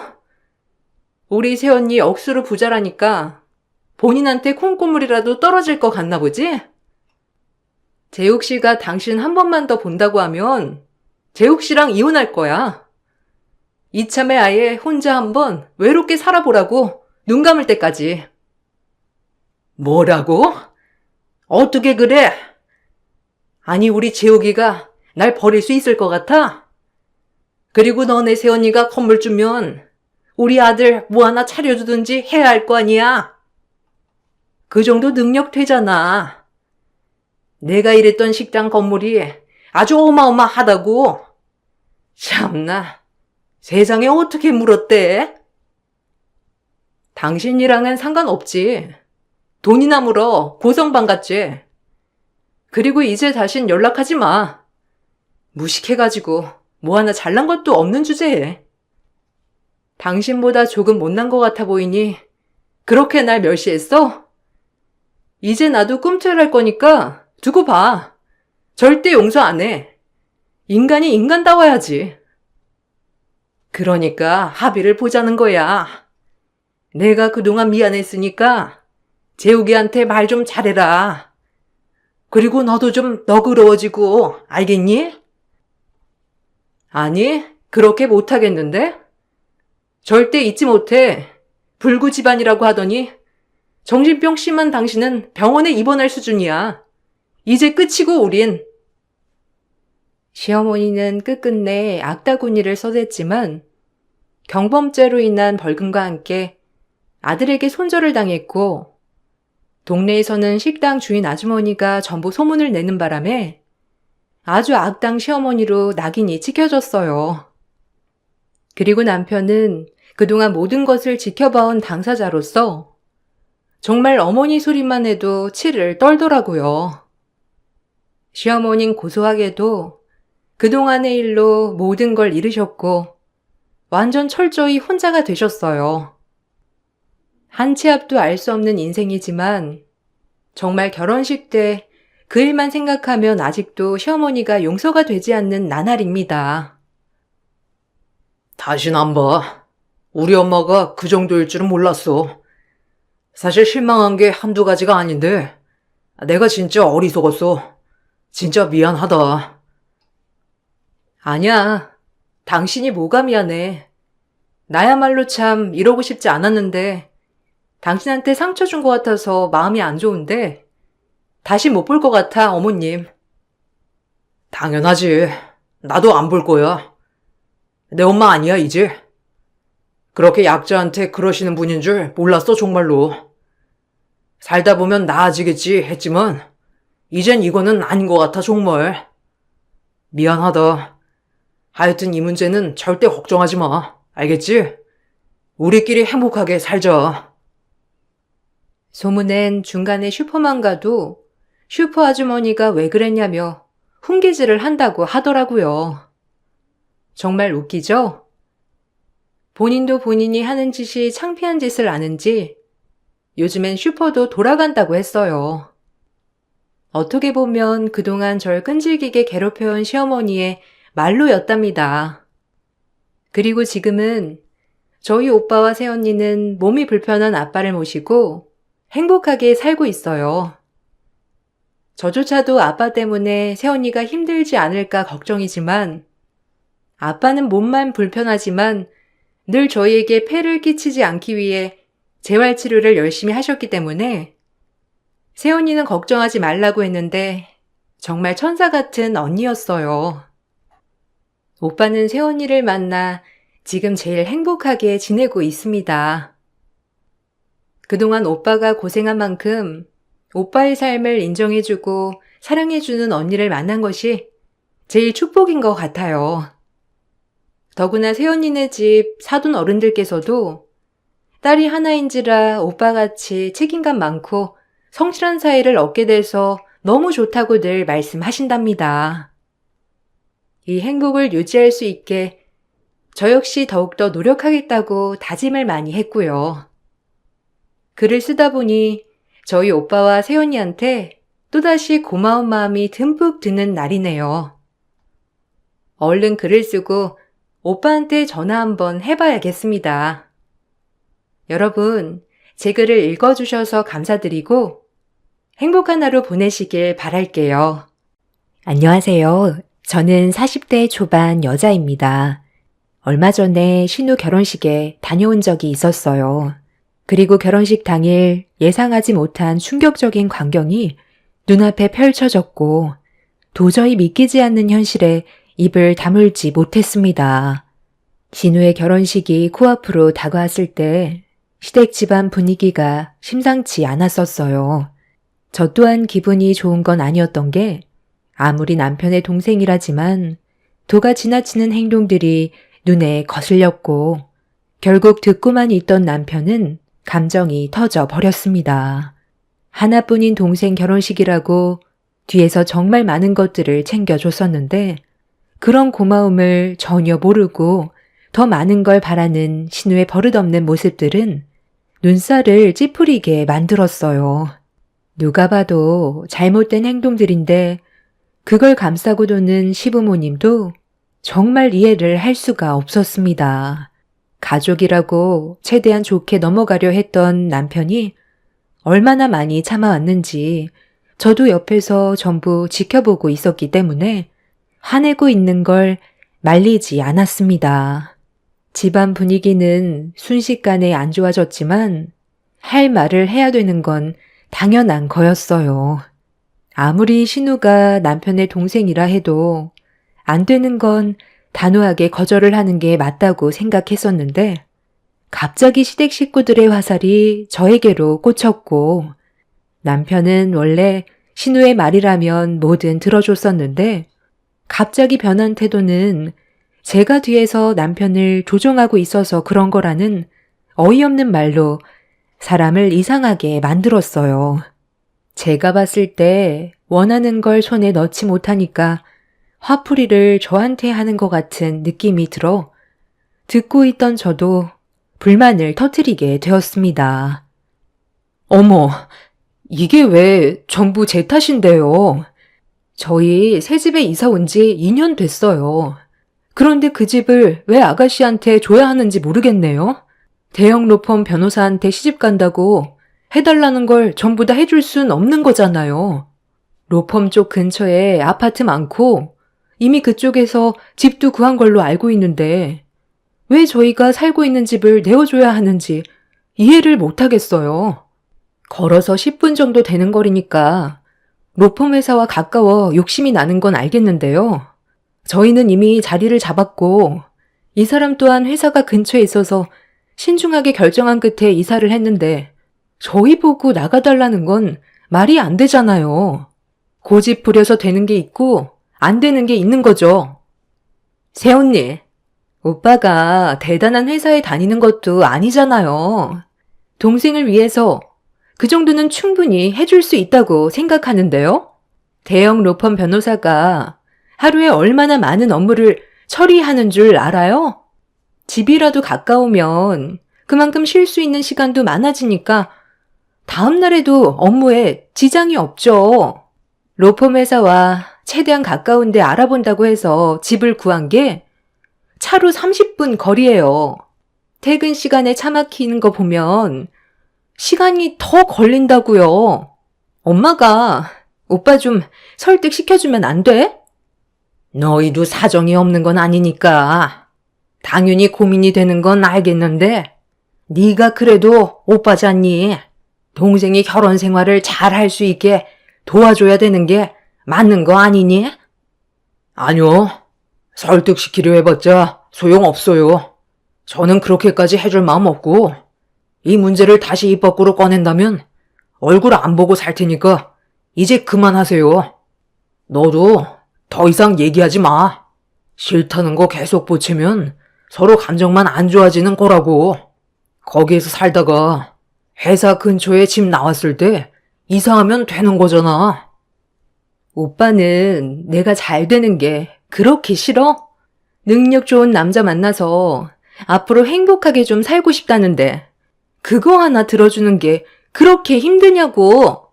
새언니가 뒤에서 미리 손 쓴 거 아니에요? 내가 뭐 하나 부탁하면 거절한 적 없던 오빠가 이렇게까지 단호한 모습을 보이는 건 새언니가 뒤에서 거절하라고 미리 얘기했겠지. 아가씨, 저희 입장에 대해서 생각은 해보고 그런 말 하는 거예요? 지금 살고 있는 아파트에 들어간 이유는 그곳에 초중고 학군이 몰려 있어서 결정한 거예요. 그리고 이 사람 회사와도 가까우니까 저희 상황에 맞게끔 이사한 건데 아가씨가 바꿔달라고 해서 이사를 하게 된다면 이 사람 회사 출퇴근도 그렇지만 애들 학교 문제가 제일 심각해진다고요. 이미 자리 잡아 잘 살고 있는데 이런 식으로 억지를 부리면 당연히 아가씨 오빠라 해도 거절하지 않겠어요? 아가씨가 결혼식 올리고 아이를 가진다 해도 학교 갈 때까지 아직 시간 충분한데 벌써부터 이러는 거 나도 기분이 별로 좋지 않아요. 억지 부린다고 될 일이 아니라는 거예요. 제가 신우의 버릇없는 행동에 불만을 터뜨리자 시모는 자기 딸한테 화를 냈다며 거침없이 막말을 뱉어댔습니다. 남편은 더 이상 대화를 나눠봤자 좋을 거 없다면서 결혼식 전에는 얼굴 볼 일 없었으면 좋겠다고 먼저 자리에서 일어나길래 저도 남편의 뒤를 따라 시댁에서 나왔습니다. 신우가 억지 부린다는 걸 시부모도 모르는 건 아닌데 변호사 사위 들인다는 거에 들떠서는 신우가 해달라는 대로 다 해주고 싶어 하는 게 눈에 훤히 보였어요. 남편은 아무리 가족이라지만 이럴 때면 정말 정 떨어진다고 결혼식 전에는 어떠한 전화도 받지 말라면서 화를 가라앉히지 못하고 있었습니다. 그렇게 결혼식 전에 시모와 신우가 저에게 개인적으로 연락을 취해도 받지 않았어요. 싫은 말 듣고 싶지 않았고 또 얼굴 붉히고 싶지 않아 연락을 주지도 받지도 않았습니다. 그런데 급한 사람이 먼저 움직인다고 가족들과 저녁 먹고 있는 시간에 신우와 시모가 저희 집으로 직접 찾아왔어요. 남편은 신우의 목소리를 듣자마자 가족들과의 즐거운 시간을 방해했다는 거에 화가 잔뜩 올라 현관문을 확 열면서 분노를 표출했어요. 남편과 결혼 생활 10년이 넘어갔지만 그렇게까지 화를 낸 적은 처음 봤었는데 시모와 신우도 남편이 무섭게 화내는 모습은 처음 봤는지 당황한 얼굴로 남편을 바라보고 있었습니다. 시모는 눈치가 없는 건지 이왕 온 거 할 말은 해야겠다면서 남편을 강하게 밀친 뒤 신우를 데리고 집 안으로 들어왔어요. 남편은 허락도 없이 집에 들어온 거에 대해 불만을 표출하며 얼굴을 붉혔습니다. 제 허락 없이 왜 함부로 집에 들어오세요? 연락도 없이 이렇게 불쑥불쑥 찾아오면 제가 좋은 말이 나오겠어요? 너는 생각이 없는 거야? 오빠한테 먼저 전화해야 되는 게 순서 아니냐고.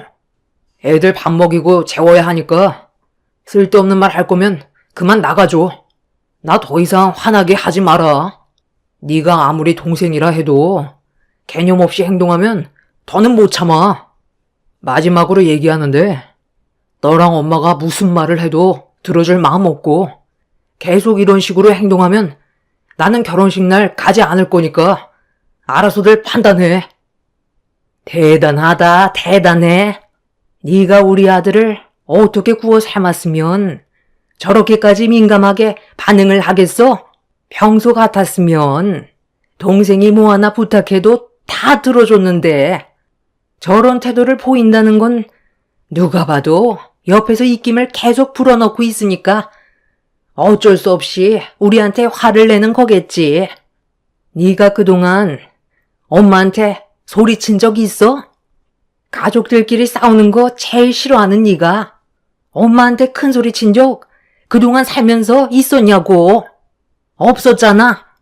며느리 하나 잘못 들어와서 집안 전체를 무너뜨리고 있다는 걸로밖엔 안 보이는데 평소 같았으면 이 집 넘겨달라고 했으면 내 말이 끝나기 무섭게 바로 행동했을 텐데 네가 도대체 무슨 말을 했길래 내 아들이 이 정도로 경기를 일으키면서 싫어하는 거니? 공짜로 달라는 것도 아니고 이 집 시세대로 주겠다는데 도대체 뭐가 문제야? 너희들은 이미 새 집에서 2년을 넘게 살아왔고 어디서 살던 그게 상관없지만 얘는 입장이 다르잖니. 이제 곧 결혼식을 앞두고 있고 처음 시작하는 신혼집이 제일 중요한데 거리가 멀어서 생활상 불편함이 생기면 그로 인해 서로에게 불만이 쌓일 수도 있는 거라고. 어제 내 사이가 일하는 로펌 회사에서 신혼집까지 출퇴근 시간을 확인해 봤는데 서울 시내권이라 조금만 늦어도 차가 엄청 막히는 구간이더라. 본면 생활에 지장이 생길 게 뻔하다고. 다른 사람도 아니고 동생이 결혼한다는데 앞으로 잘 살아갈 수 있게 도와주면 얼마나 좋아? 이렇게까지 서로 얼굴 붉혀가면서 화를 내야 되겠어? 이런 감정으로 앞으로 어떻게 얼굴 보고 살 거니? 어머님, 저번에도 말씀드렸지만 저희 집안 사정도 있는 거잖아요. 이 사람 회사도 문제지만 아이들 학교 문제가 제일 큰 비중을 차지해요. 그래서 저희는 더 예민하게 반응할 수밖에 없는 거예요. 어머님이랑 아가씨는 저희가 계속 받아주지 않는다고 불만을 꺼내놓는데 저희 입장에서 단 한 번이라도 이해해보려고 생각은 해봤어요? 지금 현재 어떻게 살고 있는지 전혀 모르는 것도 아니면서 어떻게 그런 식으로 말씀하세요? 억지를 부린다고 해서 해결될 문제가 아니에요. 결혼식이 코앞인데 서로 안 좋은 감정을 가지고 식을 올릴 수는 없잖아요. 안 되는 거 알면서 더 이상 택도 없는 소리 마세요. 맞네. 새언니가 옆에서 오빠 꼬드긴 거 맞네. 엄마도 말하는 거 봤지? 오빠가 내 말 거절할 사람이 아닌데 새언니 태도를 봐봐. 이 집 절대 뺏기고 싶지 않다는 저 눈빛을 보면 답 나오잖아. 옆에서 우리 오빠 구워 삶았겠지. 오빠, 내가 이렇게까지 찾아와서 부탁하는데 정말 안 들어줄 거야? 나랑 평생 얼굴 붉히면서 살고 싶은 거냐고. 동생이 이렇게까지 얘기하면 들어줄 수 있는 거 아니야? 오빠가 나한테 이렇게까지 매몰차게 행동할 줄 몰랐는데 정말 실망이야. 남편은 신우의 억지를 받아주지 않았어요.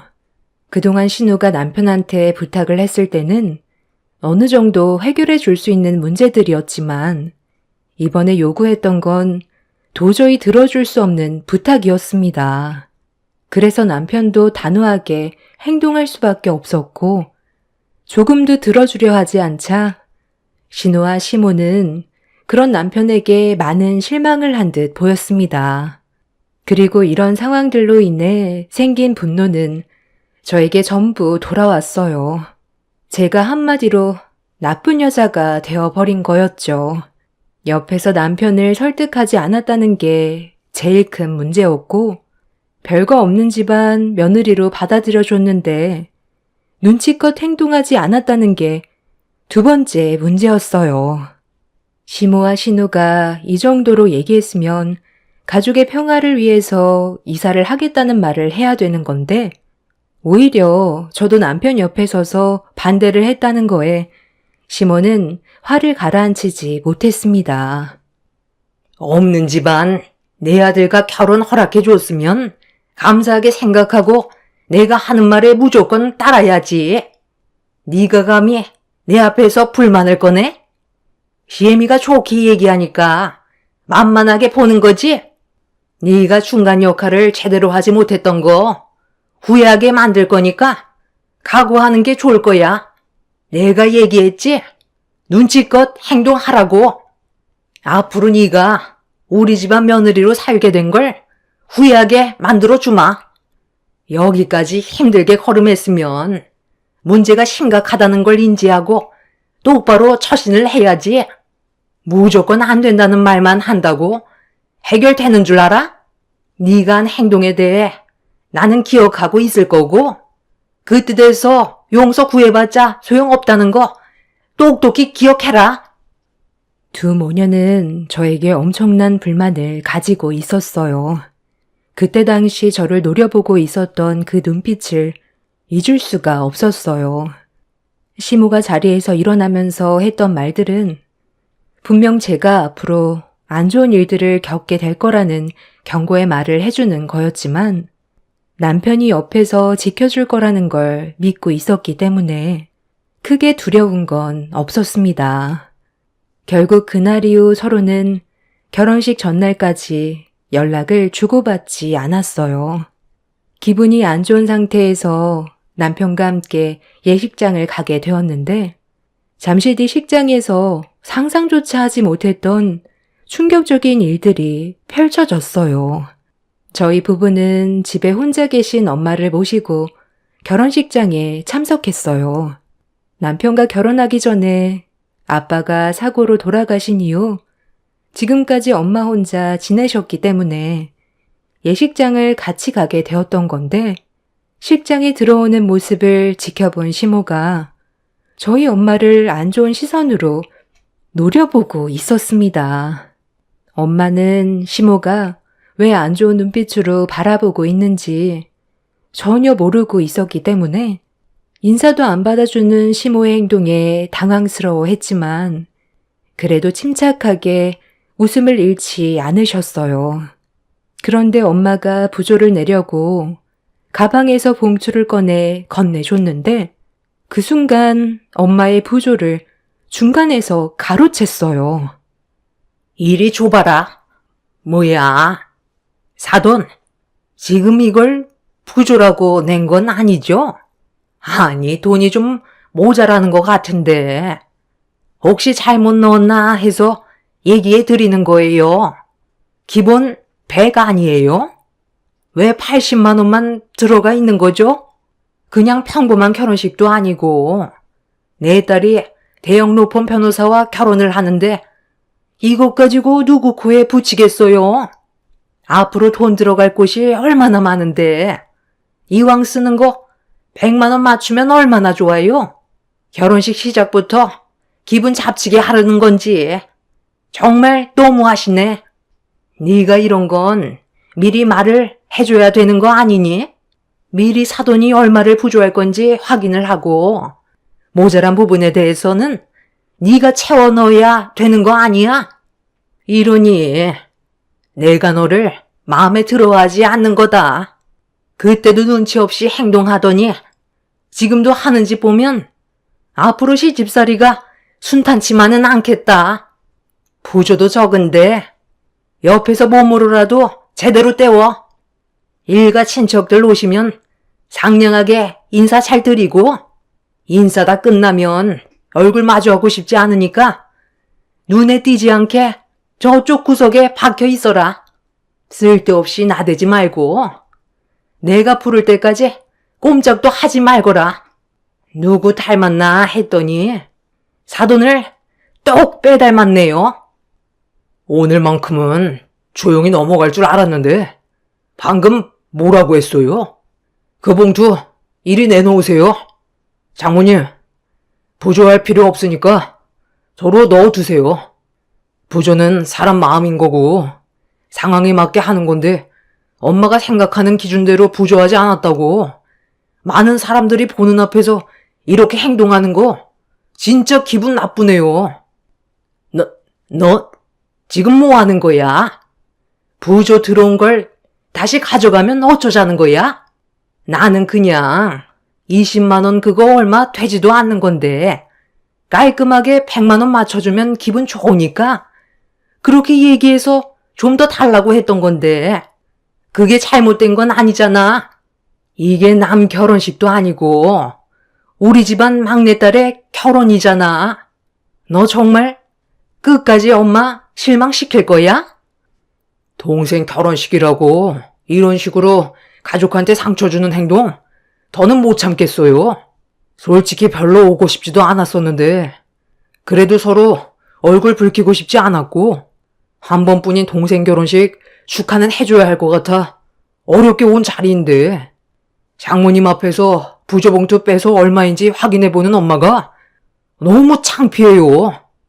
장모님이 지금 말을 안 하고 있지만 기분이 어떨지 엄마는 전혀 생각 못 하시죠? 이 돈 다시 돌려드릴 거고 부조는 하지 않을 겁니다. 장모님, 저희는 저쪽으로 가시죠. 시모는 돌발 행동에 저도 정말 많이 놀랐던 게 저희 엄마가 축의금으로 내민 봉투를 옆에서 가로채더니 80만 원만 냈다고 많은 사람들 앞에서 불만을 털어놓는 모습이 충격을 가져다 주었습니다. 예의에서 한참 벗어난 시모의 행동은 남편에게도 엄청난 충격으로 다가왔는지 저희 엄마의 부조금을 다시 빼서 들었어요. 저희 부부는 신우 결혼식 전날까지 갈지 말지 정말 많이 고민했었는데 참석하지 않는 것보단 얼굴이라도 비춰야 뒷말이 안 나올 것 같아 어렵게 자리에 참석했던 건데 저희 엄마한테 상처를 주게 될 거라곤 전혀 예상하지 못해서 많이 당황스러웠어요. 시모는 저와 엄마를 노려보면서 얼굴을 붉히고 있었지만 많은 사람들이 몰려오는 바람에 저희 쪽으로는 다가오지도 못했습니다. 남편은 구석진 자리에 앉아 화를 가라앉히고 있었어요. 엄마는 남편한테 가지고 있던 돈이 현금으로 80만 원밖에 없어서 급하게 나오는 바람에 챙기지 못했는데 100만 원 채울 걸 그랬다고 좀 전에 상황들이 전부 엄마 탓인 것 마냥 가슴 아파 하셨습니다. 남편은 그런 엄마의 말에 시모는 100만 원을 맞춰줬어도 더 큰 돈을 바랐을 거라면서 일부러 저러는 것 같다며 시모와 어떤 문제로 서로의 감정이 안 좋았었는지 전부 다 설명을 해드렸어요. 그제서야 엄마도 돌아가는 상황을 대충 알게 되었고 결혼식은 예정대로 문제없이 진행이 되었습니다. 그렇게 식이 끝난 뒤 저는 엄마를 모시고 식장을 나가려는데 남편이 저와 엄마를 불러 피로 현장으로 향했어요. 시모와 신우가 있는 곳에서 식사를 하고 싶지 않았었는데 남편은 여기까지 힘들게 와놓고 밥 한 끼 안 먹는 게 말이 되냐면서 저와 엄마를 모시고 피로 현장에 들어서려는 순간 시모가 갑자기 앞을 가로막았습니다. 그리고 남편한테 손을 내밀면서 가져간 부조금을 다시 내놓으라고 인상을 쓰고 있었지만 남편은 그런 시모를 무시했습니다. 제가 낸 축의금으로도 충분하지 않아요? 식사 한 끼 하는 거 가지고 괜히 일 크게 만들지 마세요. 이 결혼식 무사히 끝내고 싶으면 저 그냥 놔두시라고요. 지금 상당히 많이 참고 있거든요. 엄마가 계속 이런 식으로 행동하면 저도 그냥 막 나갈 거예요. 간단하게 먹고 나갈 거니까 비키세요. 너 결혼하더니 정말 많이 변했구나. 어떻게 엄마한테 대들 수 있어? 도대체 내가 뭘 잘못했다는 거야? 그냥 아쉬워서 한마디 할 수도 있는 거지. 80만 원 부조보다 100만 원 맞춰주는 게 보기에도 좋으니까 부탁한 건데 그게 그렇게 싫었니? 그리고 사돈이 준 80만 원 네가 도로 가져갔잖아.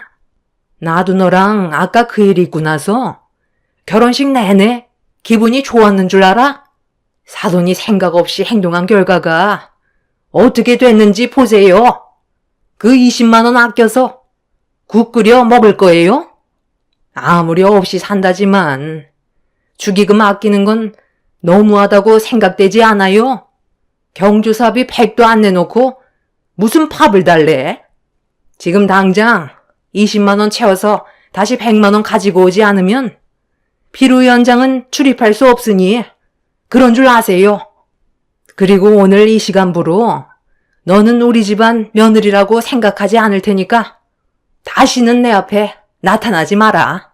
너도 필요 없어. 나는 앞으로 내 변호사 사위를 아들로 생각하며 살 거다. 어차피 너희들 있어봤자 아무 쓰잘머리 없는데 차라리 큰아들 없는 셈 치고 사는 게 낫지. 집 그거 꼴랑 바꿔달라는 것도 엄청 싫어하더니만 축의금 100만 원 맞춰주는 게 그게 그렇게 어려워? 큰 며느리 너가 들어온 뒤로 좋게 되는 일이 하나도 없어.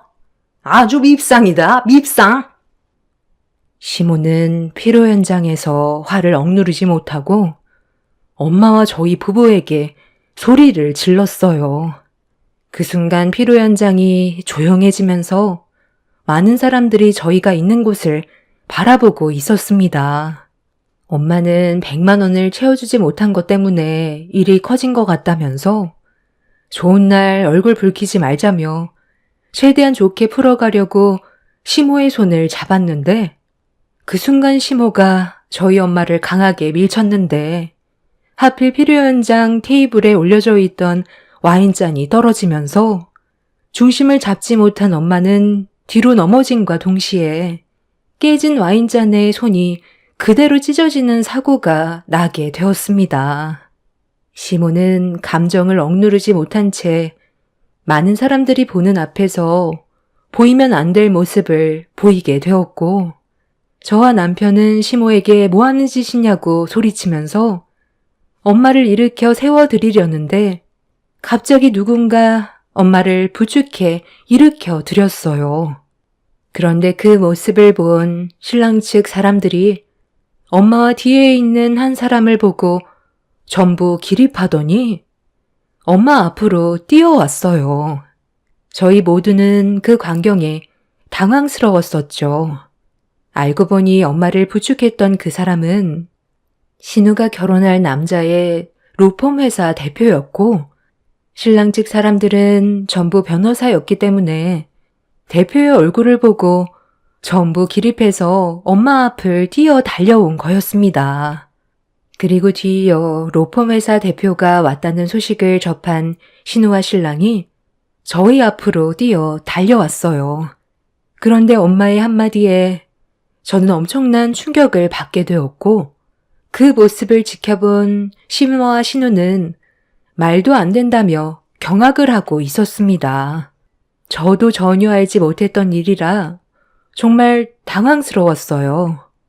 넘어진 엄마를 부축해준 로펌 회사 대표는 엄마와 예전에 과는 달랐지만 대학교 친구 사이였고 최근에 우연히 서로 만나게 된 지 얼마 되지 않았다는 말을 듣게 되었습니다.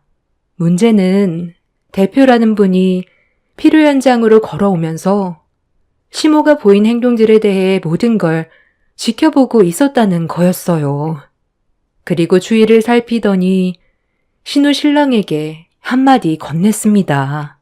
신우의 예비 신랑은 대표의 한마디에 난감한 표정을 보이면서 어떻게 해야 할지 몰라 당황해하고 있었어요. 김변은 사건 해결 능력이 탁월하니 이번 건에 대해 처리해줬으면 좋겠는데 내가 직접 부탁하는 걸 거절하지는 않겠지? 내가 직접 나서길 바라는 건 아니지? 자네가 직접 이 사건을 정리해준다면 앞으로 자네가 받을 혜택은 더 많아질 걸세. 결혼도 중요하지만 잘못된 걸 내 눈앞에서 전부 목격했는데 그냥 지나칠 수는 없어서 말이지. 이번 일에 대해선 자네 말고도 처리해줄 사람은 많지만 내가 자네를 택한 이유는 누구보다 내 편에 서서 일 처리를 깔끔하게 해줄 것 같아 부탁을 한 거니 거절하지 않았으면 좋겠네. 나도 내 친구가 이 결혼식에 참석해 있을 거라곤 전혀 알지 못했던 상태라 친구가 넘어진 모습을 보게 됐을 때 너무 놀랐거든. 아니, 제 사이가 다니는 로펌 회사의 대표시라고요? 그리고 안사돈과 친구 되는 사이고요? 아이고, 제가 전혀 알지 못해서 잠깐 실수를 했나 봅니다. 잠깐 서로 오해가 있다 보니 일이 좀 생기긴 했는데 별일 아닙니다. 이 정도 일로 법적으로 처리를 한다는 건 좀 말이 안 되잖아요. 가족들 일인데 그냥 좋게 넘어갈 수 있습니다. 사이가 저를 상대로 법적으로 싸워야 한다면 서로가 얼마나 많은 상처를 받겠어요. 그건 이 결혼식을 망치겠다는 말이잖아요. 공과 사는 구분해야 되겠죠. 저는 일적으로 김변한테 부탁을 한 건데 만약 거절을 한다면 저도 그 다음 일은 진지하게 생각을 해봐야 될 것 같습니다. 아마 제가 회사에서 그래도 아끼는 사람 중 한 명을 잃게 될 수도 있겠죠. 제 친구가 억울한 입장에 놓여 있었는데 그걸 지나칠 사람이 누가 있겠어요? 저는 제 사람을 일적으로 지시를 한 거니 거절을 한다면 더 이상 제 회사를 다닐 수는 없겠죠. 법적으로 잘못을 모두 인정하고 진심으로 사과를 하시는 게 좋겠습니다. 엄마도 신우의 신랑 로펌 회사의 대표가 친구분인지 전혀 모르고 있었어요. 최근에 연락을 주고받는 사이셨지만 그 회사 대표라는 건 알지 못했던 것 같습니다. 그리고 결혼식장에서 마주치게 될 거라는 것도 전혀 알지 못하고 있는 듯 보였어요. 로펌 회사 대표는 신우 신랑에게 저희 엄마의 변호를 맡아달라고 했지만 이 상황이 상당히 껄끄럽게 흘러가고 있었어요. 예비 장모님을 상대로 법적 소송을 진행해야 되다 보니 안 좋은 모습들을 꺼내서 법적 승소로 이끌어야 되는 복잡한 상황이었죠. 옆에서 신우는 저희 엄마 편에 서서 변호하지 말라고 했지만 대형 로펌 회사에 들어가는 게 쉬운 문제도 아니라서 신우 예비 신랑은 쉽게 결정을 하지 못하고 있었어요. 그리고 이 문제로 신우 예비 신랑 측 부모님들도 심각하게 진행되고 있는 상황들로 인해 결혼식에 대해 진지하게 생각하고 있었어요. 결국 시모는 예비 사이를 놓치면 안 된다고 생각했는지 그 자리에서 저희 엄마한테 무릎을 꿇고 용서를 구했습니다. 하지만 이미 서로가 받은 상처가 너무 컸고 이 모습을 신우 예비 신랑 식구들이 전부 다 보게 된 터라 파혼 얘기가 오고 가게 되었네요.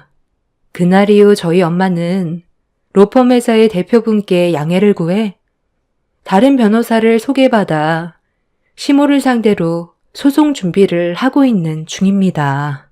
하지만 이 문제로 신우는 파혼을 당하게 되었고 이 문제 또한 소송 중에 있습니다. 그리고 저희 부부는 지금까지 시모와 신우의 얼굴을 안 보며 살고 있어요. 그 짧은 시간 동안 받았던 상처가 너무 커서 용서해주고 싶은 마음도 없습니다. 본인들의 잘못된 행동으로 인한 결과니 어쩌겠어요. 저도 처음 알게 된 사실이지만 저희 엄마가 대형 로펌 대표분과 친구 사이였다는 건 꿈에도 몰랐습니다. 살다 보니 이런 일도 경험하게 되네요. 이래서 항상 인간관계를 잘 유지해야 된다고 하나 봐요. 사람 앞일 어떻게 될지 아무도 모르잖아요. 본인들이 저지른 일들이 얼마나 참담한 결과를 낳았는지 이번 일을 통해 깨달았으면 좋겠어요. 제 사연 들어주신 분들 감사합니다.